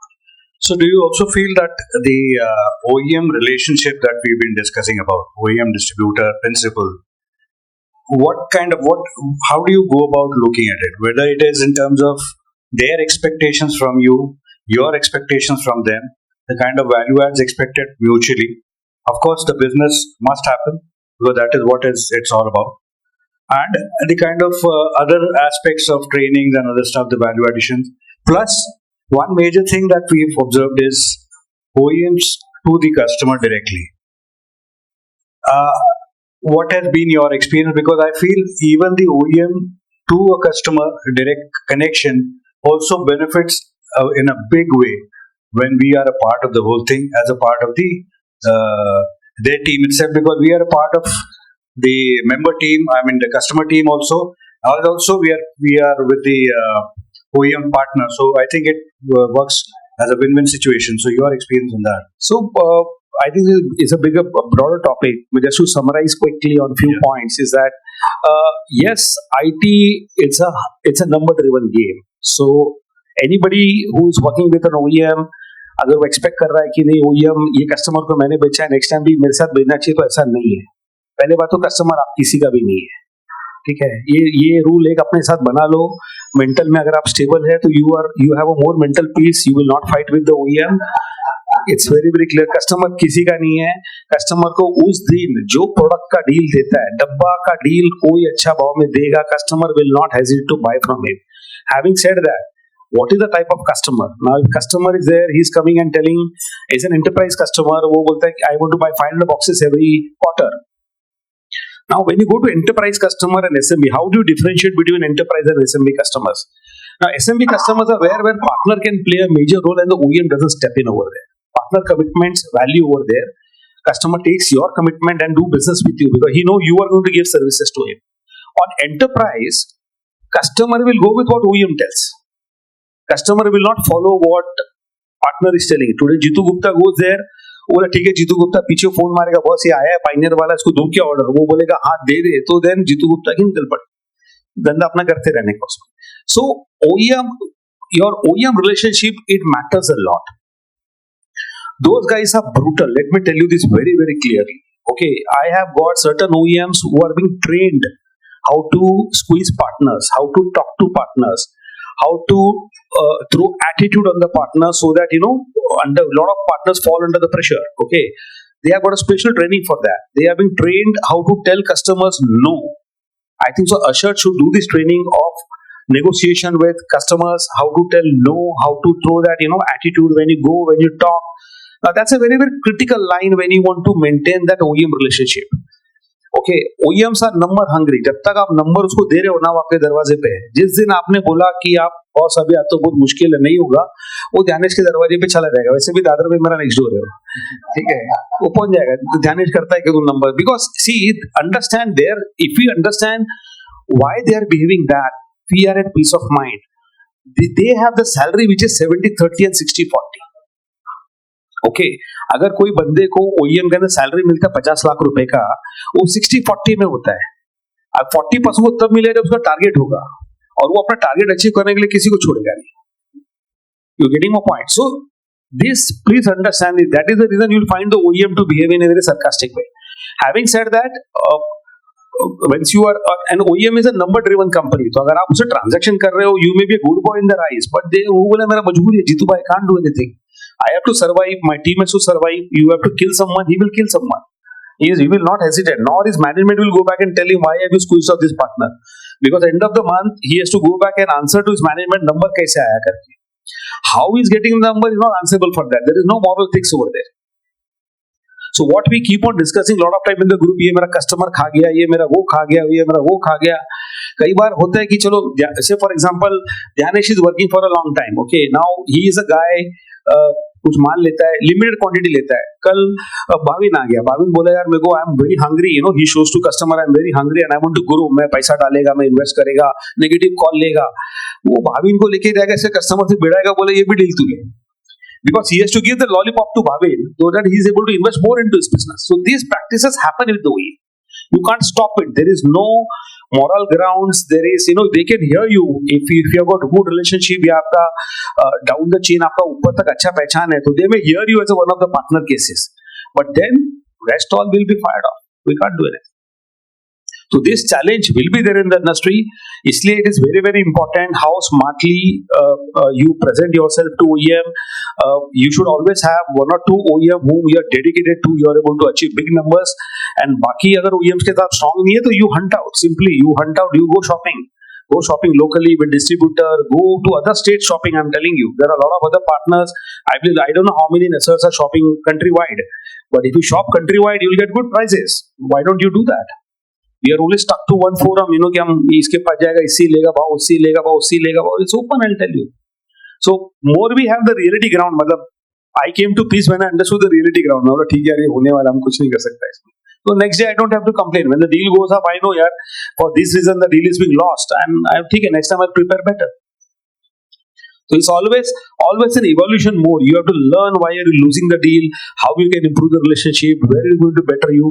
One very very important thing is that you need to partner with good guys who was already a giant in that vertical or giant in with that OEM. Okay, so under that umbrella you are being bit protected because he takes that talking over there, or he tries to protect you. So if you are strong with one or two OEMs, say for example he does Adobe, he is doing HP for example, so then I know if I have to buy HP, I will go to Bhavin look यार अपना बड़ा deal है, छोटा deal है, तो जब बड़ा deal है स्ट्रक्चर करना एंटरप्राइज के साथ में, I want to go along with you and you take me to the OEM and get that in there. So that way you are a bit protected because he knows what is the challenges within the OEM. OEM is a very complex thing, I'm telling you. Nobody listens to you, and when you are attached to one OEM, you know what is the complexity in that OEM. To know that complexity is very very important. Only then you will survive with the OEM. Unless until you know what OEM is undergoing, what their leadership is talking, what is the kind of target he has given, वो क्या करना चाहता है, कितना number लेना चाहता है, उसका मार्केट शेयर 15% है, उसको 30% करना है, तो वो 30% करने के लिए कुछ भी करेगा. किसको काटना है काट देगा, 0% पे बेचना है 0% बेचेगा. हम लोग के साथ बहुत सारा डील हुआ है. We have done negative dealing to the customers. Excel sheet बनता है, हम लोग उस पर काम करते हैं, but it is your call how you want to survive. It is survival of the fittest now. There is no moral ethicals, to be very honest. मतलब talking in a very layman language, moral ethics होता है, but when you want to survive, there is no moral ethics here. You do your business, you take your own call. You're not cutting anyone. But if I want to take negative call, I'll do that. So exactly. So when we say, most of the time when we say we have to cut anyone, I don't have anyone to cut but myself if I'm doing negative. So how do you really do that? Is it a consistent kind of a thing that will work for you, or is it to do one-off things which... So it is a strategy call. There are two things applicable here. One is you're cutting for what? You're cutting to acquire a customer, or you're cutting to please the OEM. That's a call you have to take. So when you're trying to please a OEM and taking a cutting call, that means he's dumping material on you. Okay, because OEM, you will only please OEM बोलेगा मुझे 1000 डब्बा चाहिए, 500 डब्बा चाहिए, या whatever printers चाहिए, या मुझे डेस्कटॉप चाहिए, लैपटॉप चाहिए. He's trying to dump that material on you. And if you want to get into his good books, जैसा as I mentioned to you, भवन जाएगा 1 करोड़ का धंधा करना है, so that is his, he will cut with OEM. OEM will dump the material, then अरे माल नहीं बिक रहा, तो बोलना एक काम करिए, 50 कस्टमर का लिस्ट है, यहाँ पे सब पार्टनर बेच रहे हैं, तू भी जा बेच, आप उससे डिस्काउंट कर और ऑर्डर ले गया. That is what he's going to do. Second cutting is, if you want to, you have got a customer and you feel the customer is buying something at 50,000 rupees, but you want to get into the customer, you're very desperate about it, then you cut. 50 में अगर customer नहीं आता आपके पास में, आपको 49 देना, 49 तो आपको 40, आपका अगर आपके पास किटी है जेब में, लॉस मेकिंग आपका कैपेसिटी है, you take the capacity, take a call, do business engagement, and then you go ahead with the customer.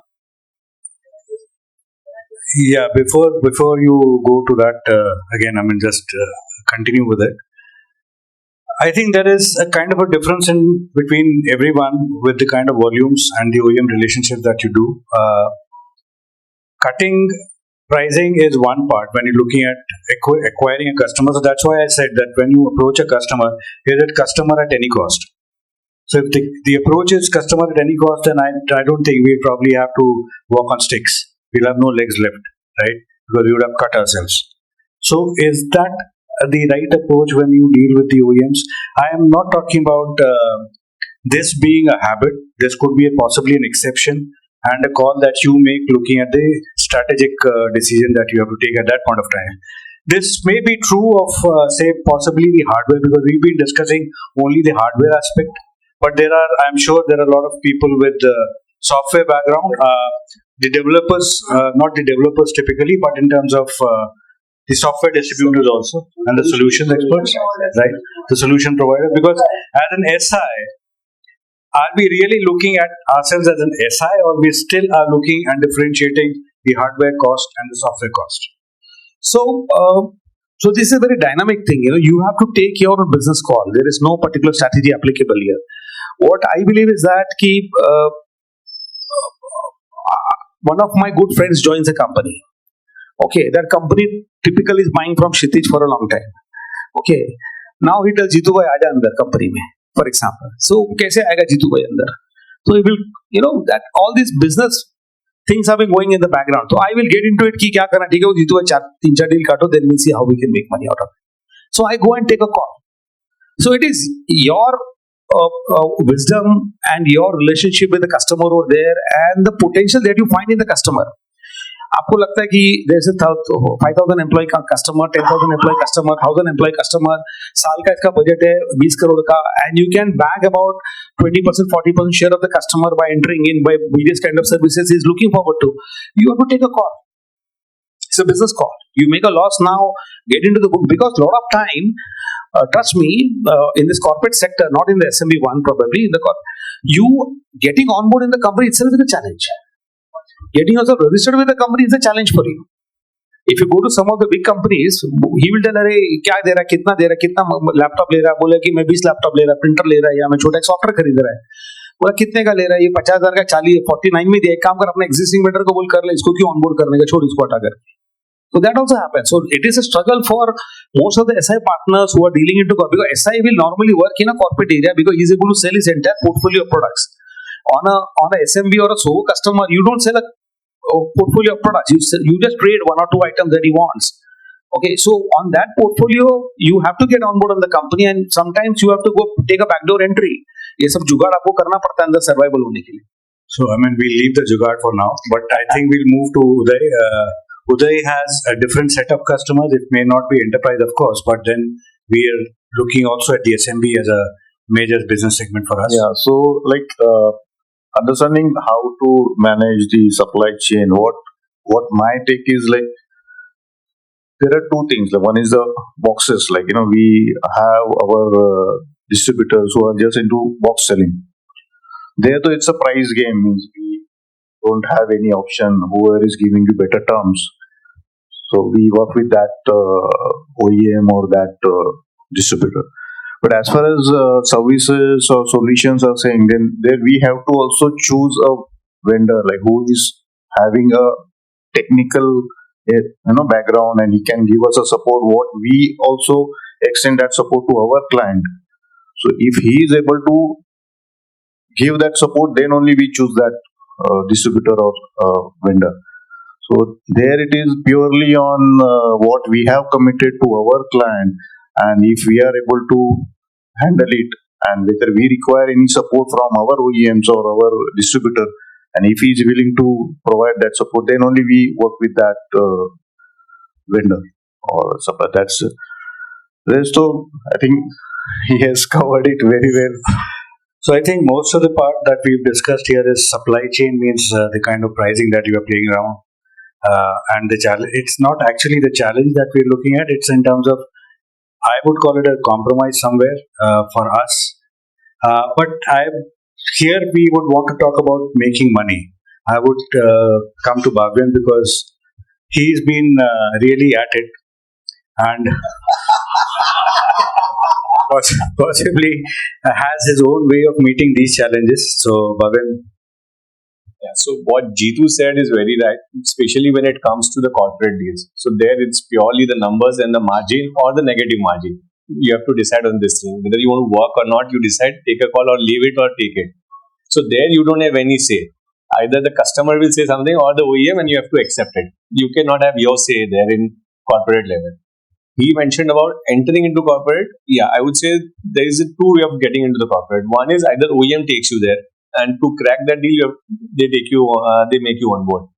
Second is, he mentioned कि कोई known person एक company छोड़ के वहाँ गया है, and he has seen our services, solution offering, and the support, so he will vouch for it. And if he's at certain position, he'll make sure that we get onboarded, because he knows it कि corporate में जो भी बैठा है कोई भी level पे, basic जो team manage कर रहा है वहाँ से लेके CIO या CTO level तक, what they want is you save their time and you give them a piece.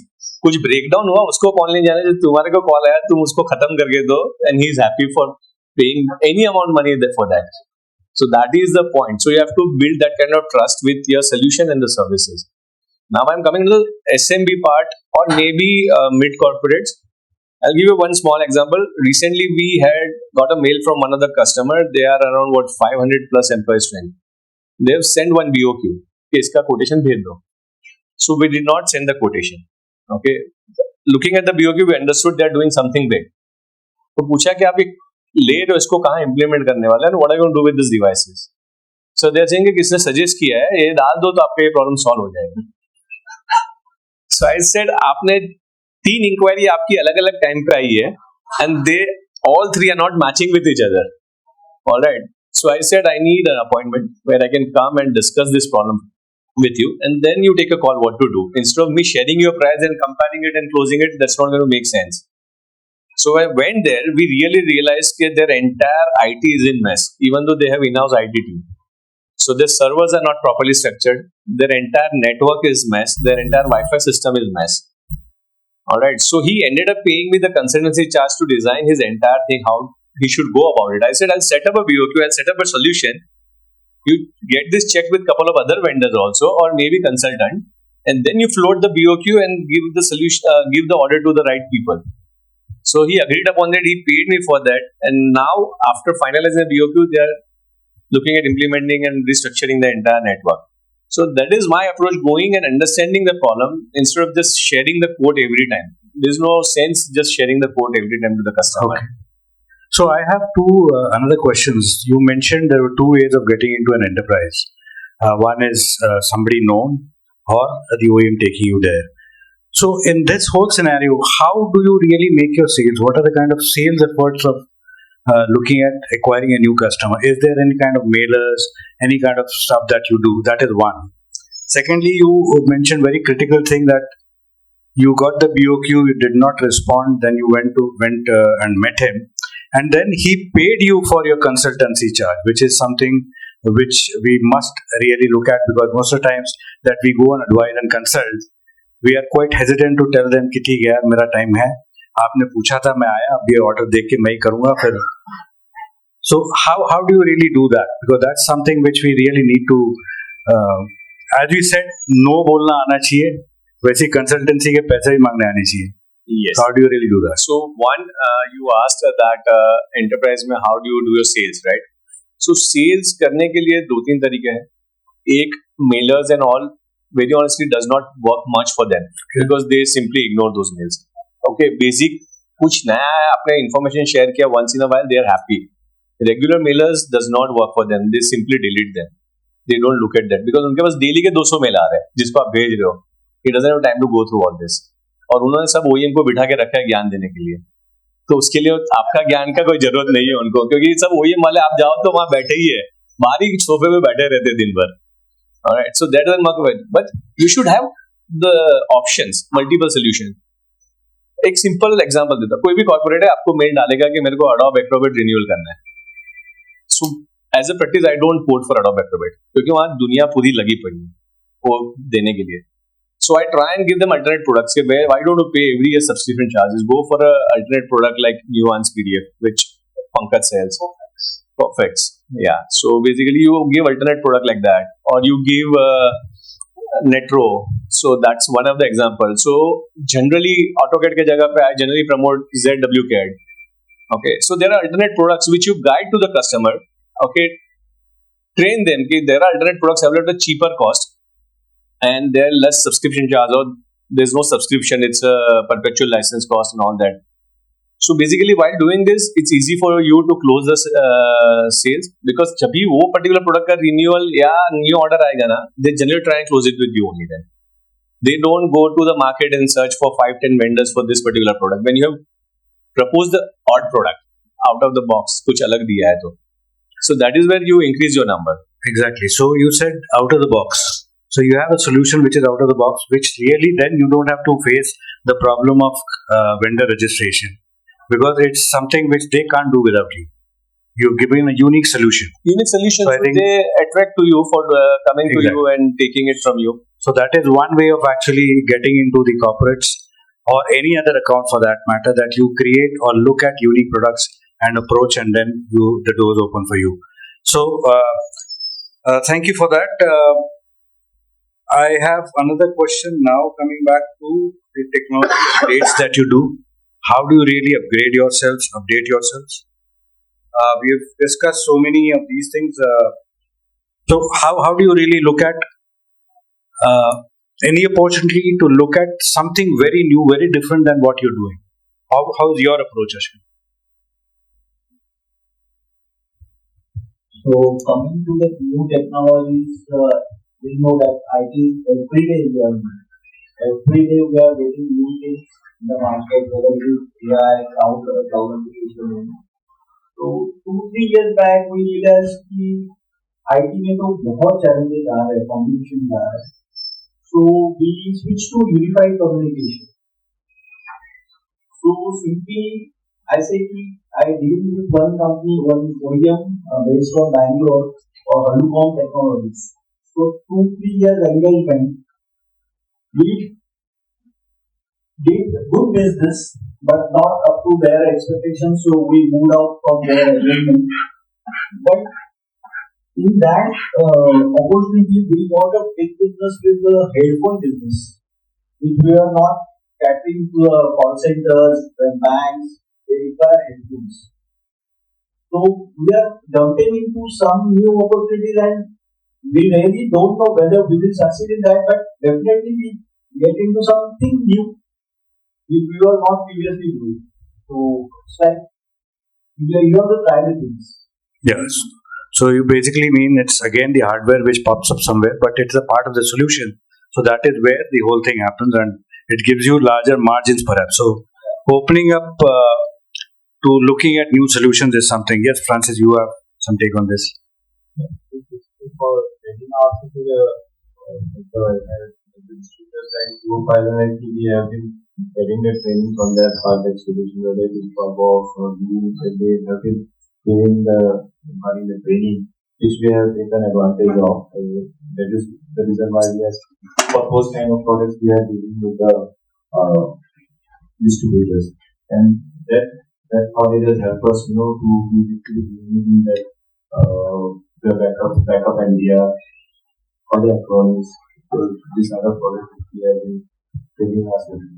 So anything unique that you picked up of late, which is something which you've not been doing regularly, but now you see an opportunity, or you've been probably catching on with opportunity, product or solutions, any which way.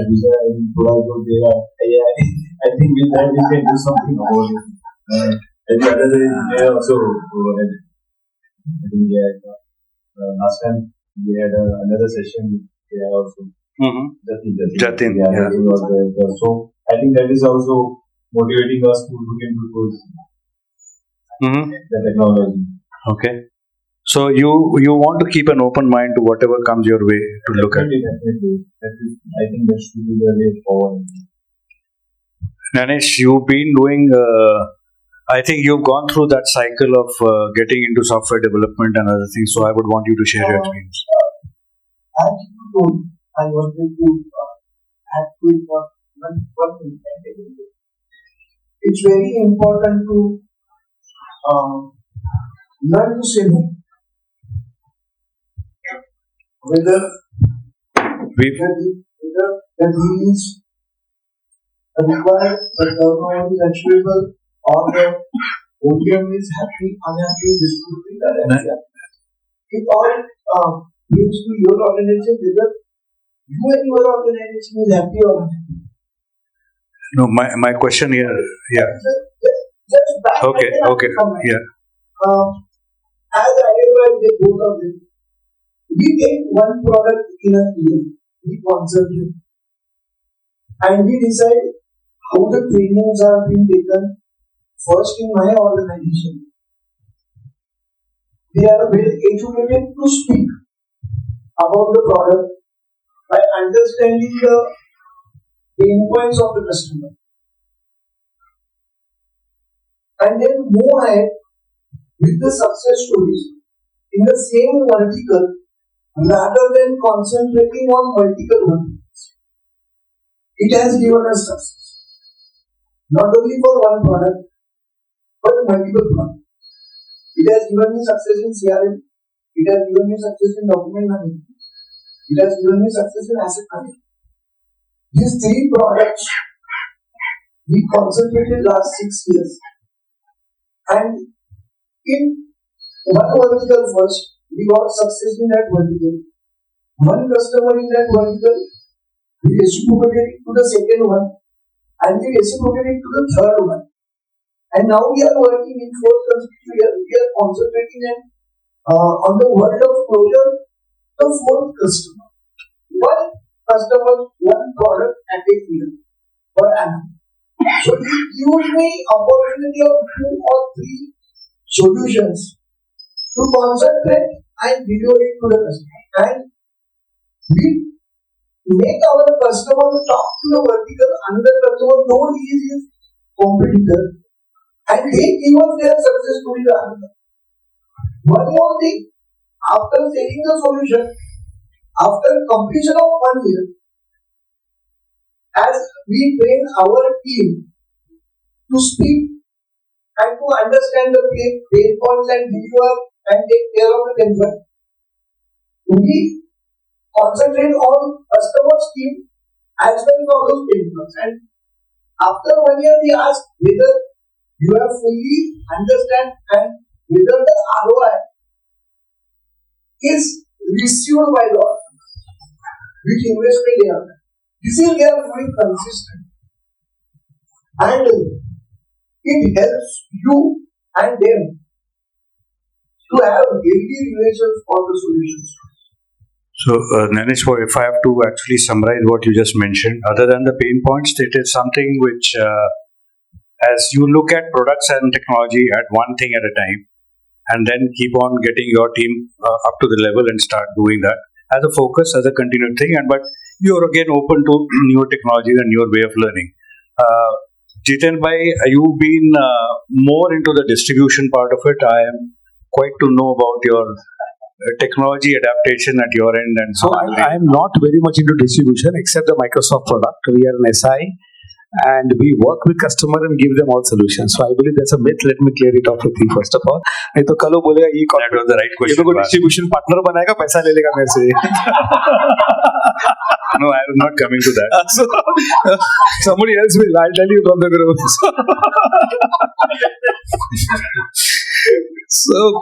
So training and new products. I mean, basically something which you look at. Correct. So I believe. See, our IT is evolving. Okay, so if you do what you're doing now, you will die. Okay, so product evolution is mandatory. It could be product evolution, services evolution. New products are coming in. So if you find कि from your database आपके पास 50 customer, 100 customer, 200, 500 customer हैं, most of the customers, say for example, they want to buy O365 or they can move to cloud, Azure, then I believe you have to do product adaptation and training in those particular lines. So ये एक it's an individual call what everybody has to take it. In my organization, I feel certain things I have to do it, or I plan it. Next year I have to increase my business by so much, or I foresee my technology 5 years down the line. Okay, this is the line. If I take it up 5 years down the line, I'm going to grow and I'm going to reach to this level. So I will start investing in that line. Okay, for example, I just give an example. If Microsoft is doing excellently well, okay, so a lot of time Google comes in competition, but I'll tell you, if you go down to mid-market and above, Microsoft occupies 95%, 97% of the share. 97% share is there with Microsoft. Google doesn't comes in competition. A lot of sectors where you have got compliances to be done by RBI, SEBI in a BFSI segment, it is only Microsoft there. Okay, so it is a big one. It's a big business happening around. So it is your call how you want to position your business, how you want to take. First of all, need to have a goal. What I want to do for 1 year. That's very, very critical. If you keep that target with you and you work towards the target, you may fail. That is okay. You may fumble. That is okay. But give a shot for that. Don't just sit कि you're doing transaction. थोड़ा सा उसमें push मार के करते हैं. और training could be of various line. It could be your employee development. It could be your own development. It could be a product training. So you need to allocate certain budget. I believe every company needs to allocate that budget. It may be loss making. That is what everybody feels. यार 20,000 क्यों खर्चा करो, 30,000 क्यों? Most of the time, what people do कि ना 20,000 क्यों खर्चा करो, अपन तरह miser बन जाते हैं. पैसा क्यों खर्चा करने का? But trust me, you start investing into this. Your employee also feels very good. He also feels that in the company he is growing. उसको कुछ एक नया सीखने को मिला. Company, your company is different than other company. So this helps the mindset of an employee, which in turn helps you for business. So I believe training is a mandatory part, both in terms of personality as well as product. You need to invest based on your what is the focus area rather than taking a general training. If you are अगर कोई नया product आपको हाथ में आ रहा है और आपको एक आध ट्रांजेक्शन के लिए खाली मिल रहा है तो don't invest in training over there. But if you have got a focused line कि I want to actually go into this product for a longer while, then you start investing there and you have a better ROI coming in. That is my personal say on this. Yeah, thanks for that. So Uday, what do you think about adapting whatever technology that you're going to practice or sell? Do you think that adapting that also makes a lot of things easier? It is necessary that you have to update your knowledge, your team's knowledge. Then only you will have the competitive edge in the market. Otherwise, it's difficult to survive. Because we are in such a field. Every day, new technology, new products, they are launched. And if you are not able to sell, someone else will come to your customer and he will sell it. And you will lose the customer because customer is always looking for some new, every day something new technology, new product. So mainly we depend on our distributors or OEMs to give us the training. Even ASIRT, we have like Kamal also, we have done a lot of new technologies, new solutions we have learned and added to our portfolio, which we feel कि our customer is also getting benefited by that.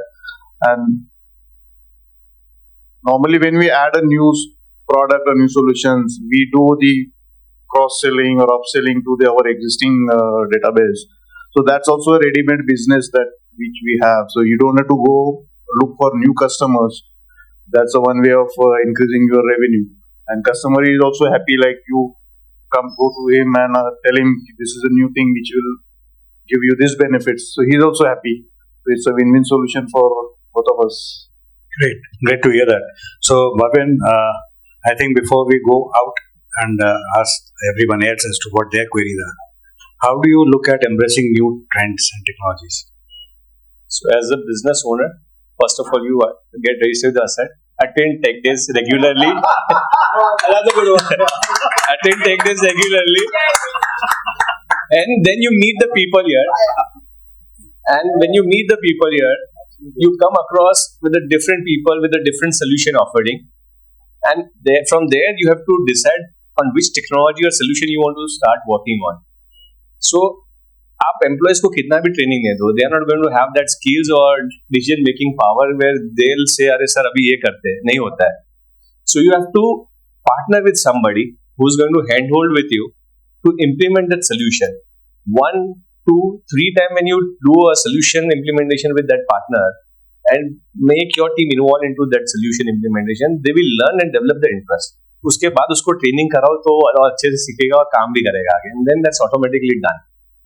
Alright, so that's very important that you decide which technology you want to work on, what solution you want to offer. You partner with the right people who's going to handle. जैसे Linux है, so for my team it's a like Chinese word, they don't understand anything. So I spoke to Kamal, he helped my team. So at least now they are comfortable. अच्छा ये interface है, ऐसे काम कर सकते हैं. So couple of more implementation that will give them the confidence. And then they'll be more inclined to learn over it and start taking the projects for implementation of such products. Harshad ka product है, which is very unique. Okay, so you learn more about it and start suggesting your customer. हाँ हर्षद कभी deal close होगा, लेकिन कभी तो होगा. No, excellent, Bhavin. I really जो मैंने पढ़ाया था आपने ढंग से इसका thank you sir. Bank account number दिया था आपको, किया है आप सब कुछ याद रखा है आपने. But it's a really very heartwarming to know that this is what all is available in ASIRT itself. New technologies, new trends. So I'll just summarize before I open up the session to the members. Before we have about 10 minutes. I would really open up the field to all the ones who have been listening to us. Anything if we have missed, any questions that you need to have, any specific area that you need to talk about, we have the experts here. Yes, please. You are working on AI. What are the products? Because everybody is saying that AI is the future. I don't know what's the reality or not. But I think, yeah, I mean, it's a right question, but to the wrong people, I believe, in a sense. No, because let me the kind of mix here that we have. We are thinking of keeping this for the next time, to have the software developers amongst us, to know their challenges. That is one part. No, that is one. No, I'm. So I will just take a quick one. We see, AI is a very very broad subject. Okay, people who are into development of AI, we are not into development part. उनके लिए अलग ही वो 24 hours का अलग vertical business है. But yes, when we talk to customers, we try to understand with them कि what are the challenges, because every customer now has to give a feedback to his boss. Boss, AI को हम कैसे adapt कर सकते हैं? Every customer, trust me, he wants to have a source of gyan. That is where you, as you mentioned, you come to ASIRT, you have got certain key people who have been doing into AI. Okay, you partner with them, you take them to customer. In my office, I don't require an AI. I myself am an AI. So in my office, see, for customers. Yeah, you're looking at the customer. That is what. Yeah. So that is what. See, so far AI, there is a very very broad term, and it's very customizable solution to customers. What we try to do, we understand with customer what is their want, and we try to align other partners who are dedicatedly working into AI, meet with the customer, talk to customer, and work with that. So we do a collaboration here, rather than, because I don't have a skill sets. It will be stupid for me to waste time over there, do brainstorming, taking the technology, understanding, going back to customer with no results. So better somebody is already doing it. I thought, let me take him to the customer, talk to him, do collaboration. So just adding to, just take me a second. Just adding to what Bharat asked. You say that AI, you don't know much about AI, right? So product wise, which is going to fit to customer. Correct. That a bit awareness. But if you look at all of the hardware vendors have come with the AI PCs or AI laptops, so then there is a natural question for customer to ask, why should I look at one AI PC better than the other one? So how do you really answer? So I will answer this. 1 second, sorry. So Intel normally comes out with 12 generation, 13 generation, 14 generation. Why do they come out? 12 generation will give you the performance. Why they come out with 13 generation? Because they want to make premium. Now, if you see the AI PC, technically speaking, it has just a co-pilot key. What else is additional in the AI? Nothing AI. Machine is a dumb machine. The AI part is a software part. Exactly. So machine, it is a sales point. Right. It's a upselling, smart marketing, that I'm getting an AI machine.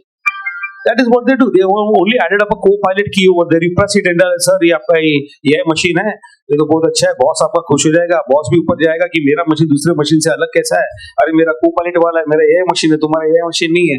And you make 10,000 rupees extra. That's it. Good. You picked up your solution. Yeah.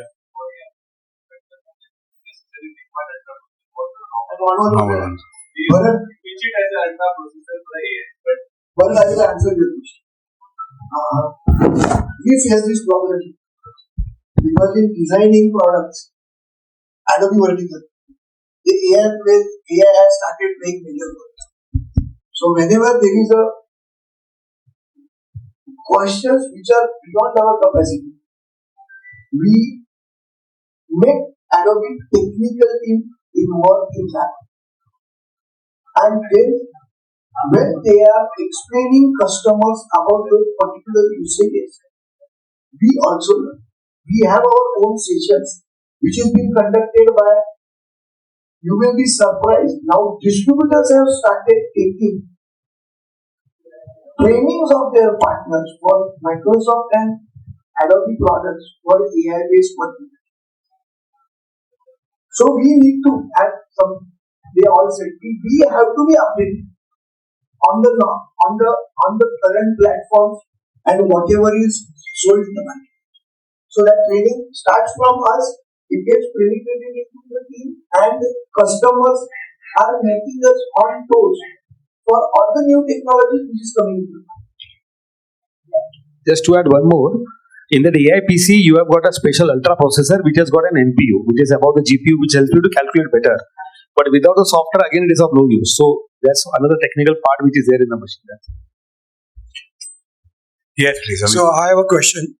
We all are talking about how to retain the client. Do you have a mechanism or any kind of a filter in your system to detain the client or to say no? As you said, rightly say no to the solution. But do you have any mechanism to say no to client or not to take that client on board from next year onwards? ऐसा तेरा कोई customer मेरे पास भेज दे भाई, मैं ले लेगा. No, I mean there is some. What I meant was, see, it is. There is a serious question I'm asking you. We always talk about retaining the client by hook and crook. There should be a mechanism or a filter in our system where we should say no to client or we should not take business from the client for various other reasons. Is there any mechanism you people have? Or anybody? It's an open question to anybody. Yes. Is there any thought on that? So it is various method. Yes. We have. Can we have the mic there?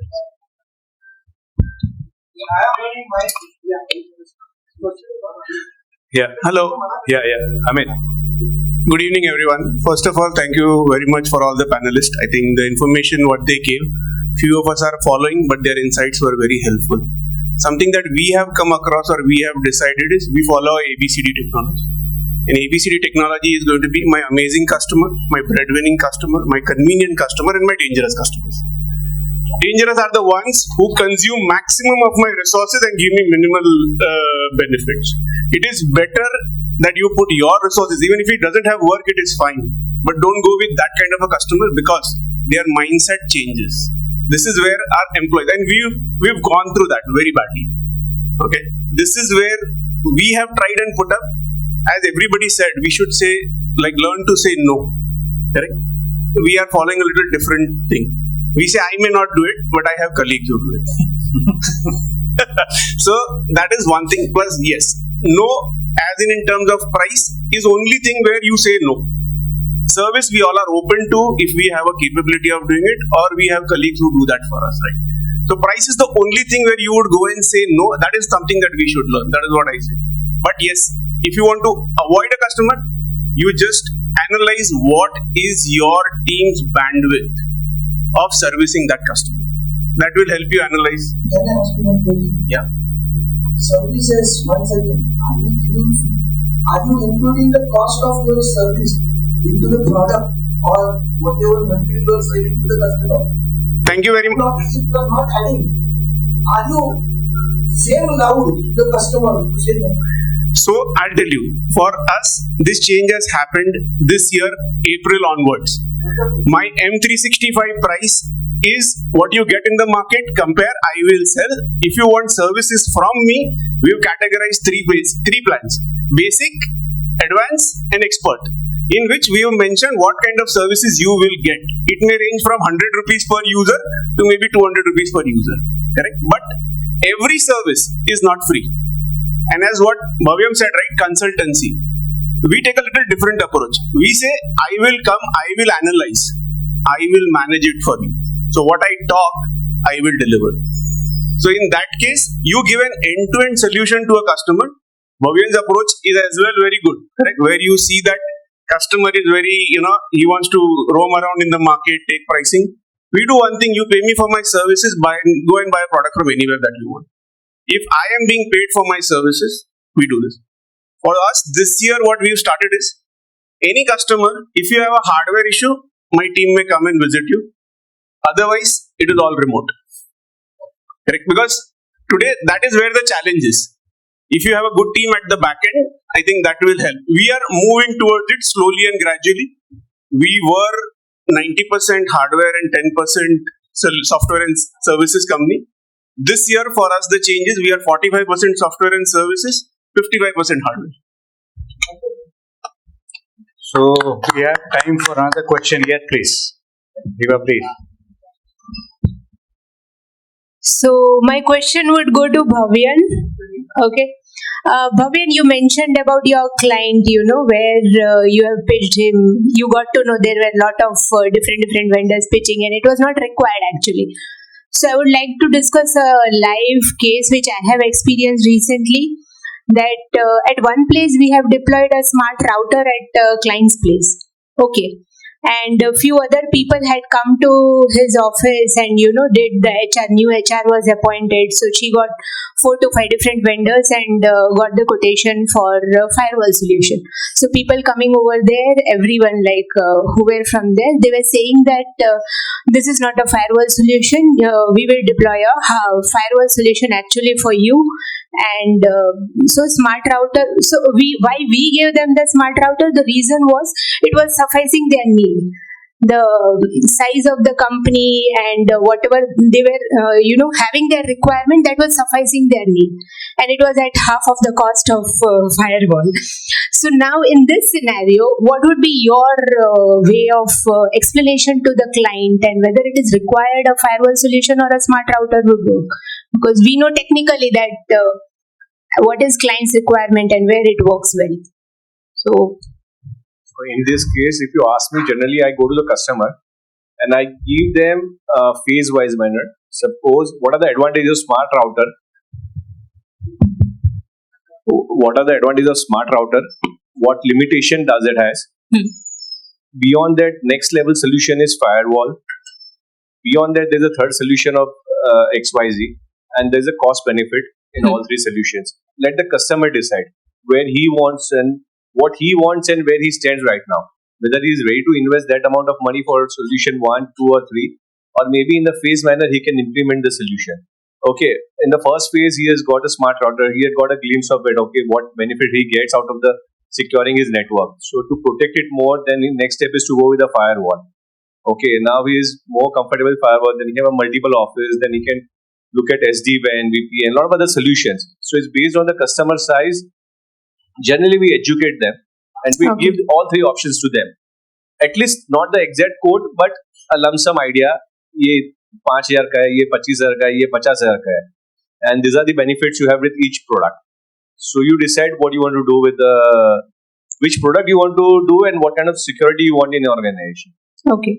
But as far if I consider about the authenticity, like if I sell him the firewall, I'll get so and so amount of profit, and if I sell him a smart router, then this is the profit I'm getting. Like if you compare it authenticity wise, because I know the requirement of the client, why would I make him spend more just for a smaller solution? So that is my main question. Basically, when you sold a smart router, somebody pitched him the firewall. Yes. Okay, that means he is looking for something which is beyond smart router, right? That is where he is entertain other vendors. Otherwise, he would not even entertain other vendors to listen to that subject only. It was just the hawa created by everyone that firewall is.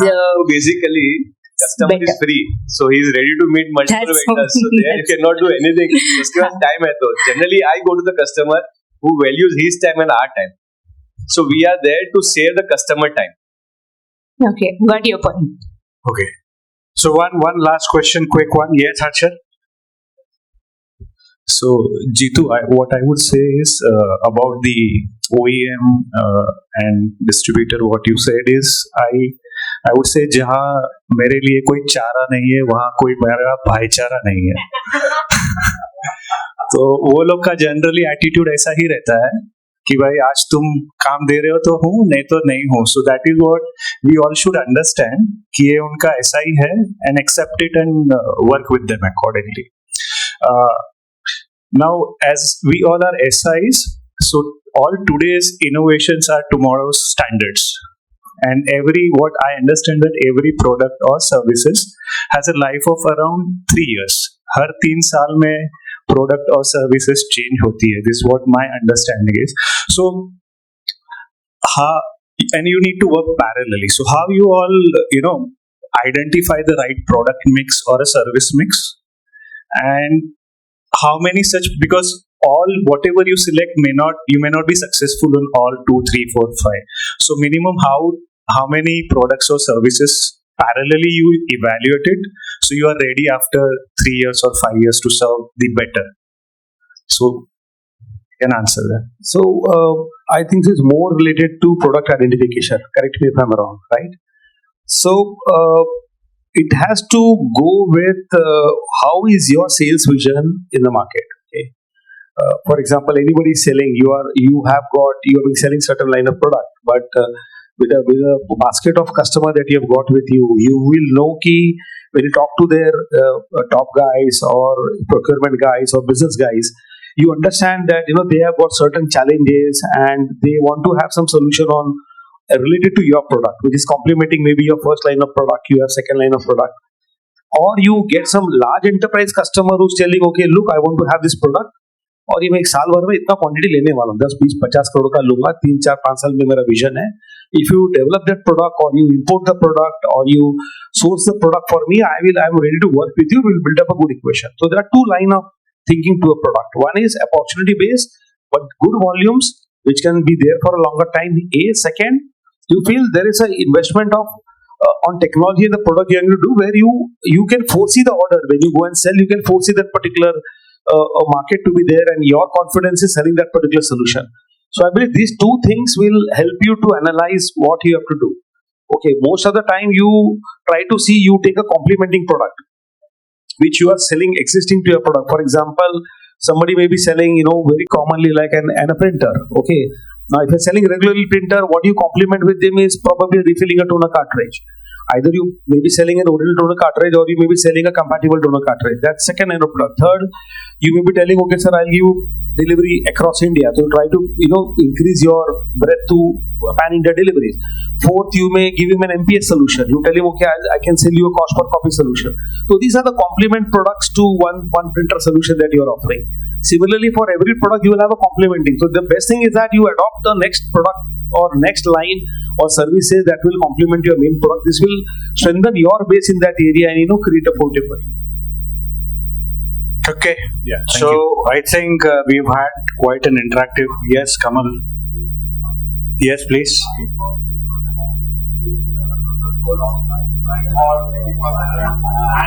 We have repetitions of this. In this session, nobody, not a single person is standing outside.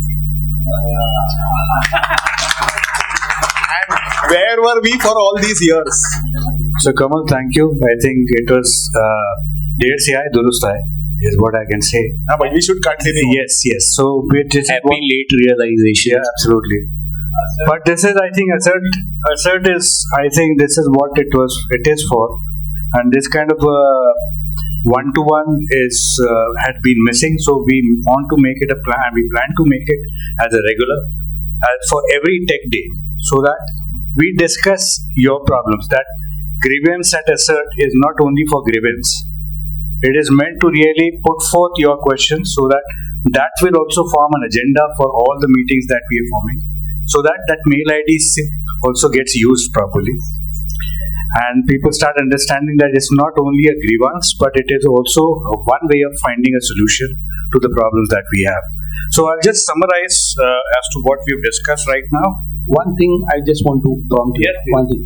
I believe I would request ASIRT board to consider. Putting this request for a long time, to giving some kind of an honorary membership for a year, probably to the OEMs and to the distributors.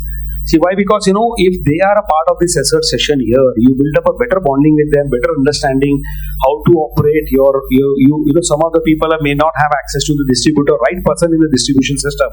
Okay, so if we can consider this, we can consider about 2 or 3 OEMs in a year, and we can understand what is the benefit ASIRT members are getting. And if you feel that okay, these things are not working very well, we can call it off in the next year. But at least give a chance here, because what will happen, I'll tell you second thing. A lot of time we organize multiple events. So sourcing, reaching out to multiple OEMs and multiple distributor becomes easy for us, because they are able to see our strength. What activity we do, what is the partner strength is there available with them, and if they feel they are able to tap this partner, they have a better business coming out of it. So if that ASIRT can consider, it's a request to every membership for OEMs inside, and then work on this. Thanks Jiten for that suggestion. Yes, we are looking at it, and we'll definitely be working on that suggestion. So please keep on sending your suggestions, as Jitendra did, not only for the membership part of it or the OEMs, but there could be so many other very valid suggestions to work on. So I'll just summarize this, that you are the one who is the focus. We talked about customer being the focus, but here we are looking at we ourselves as the focus in dealing with all of the situations and all of the discussions that we've had.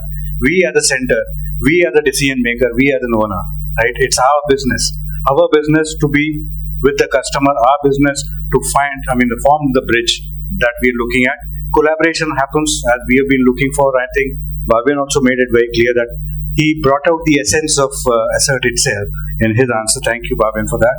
So decide on your customers, who should be your customer, you choose, right? Your value addition, educating the customer, you be a differentiator, right? You have to be with the customer in constant conversation with him, okay? Every part of your team, every member of your team is a reflection of you and your organization. So that's how it has to go. Customer feedback is essential for you to reach out the customer and amend the ways that you're looking at. The same goes in terms of your relationship with any distributor, OEM, or whoever it may be. Of course, don't ever take your time for granted. The customer may want to, but there is always a cost to your time. So value that. And finally, it is like you are the ones who is aligning the goals and objectives between. It's time to have my food other than the water.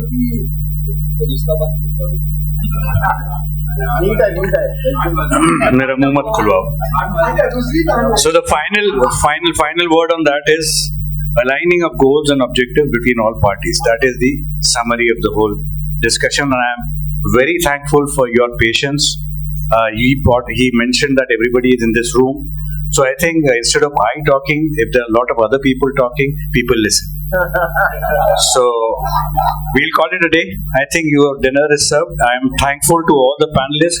Thank you very much. Thank you very much. Jitendra,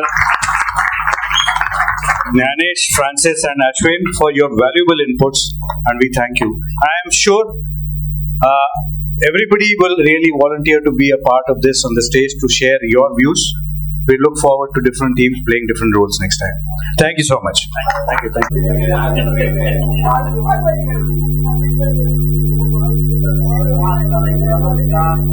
you.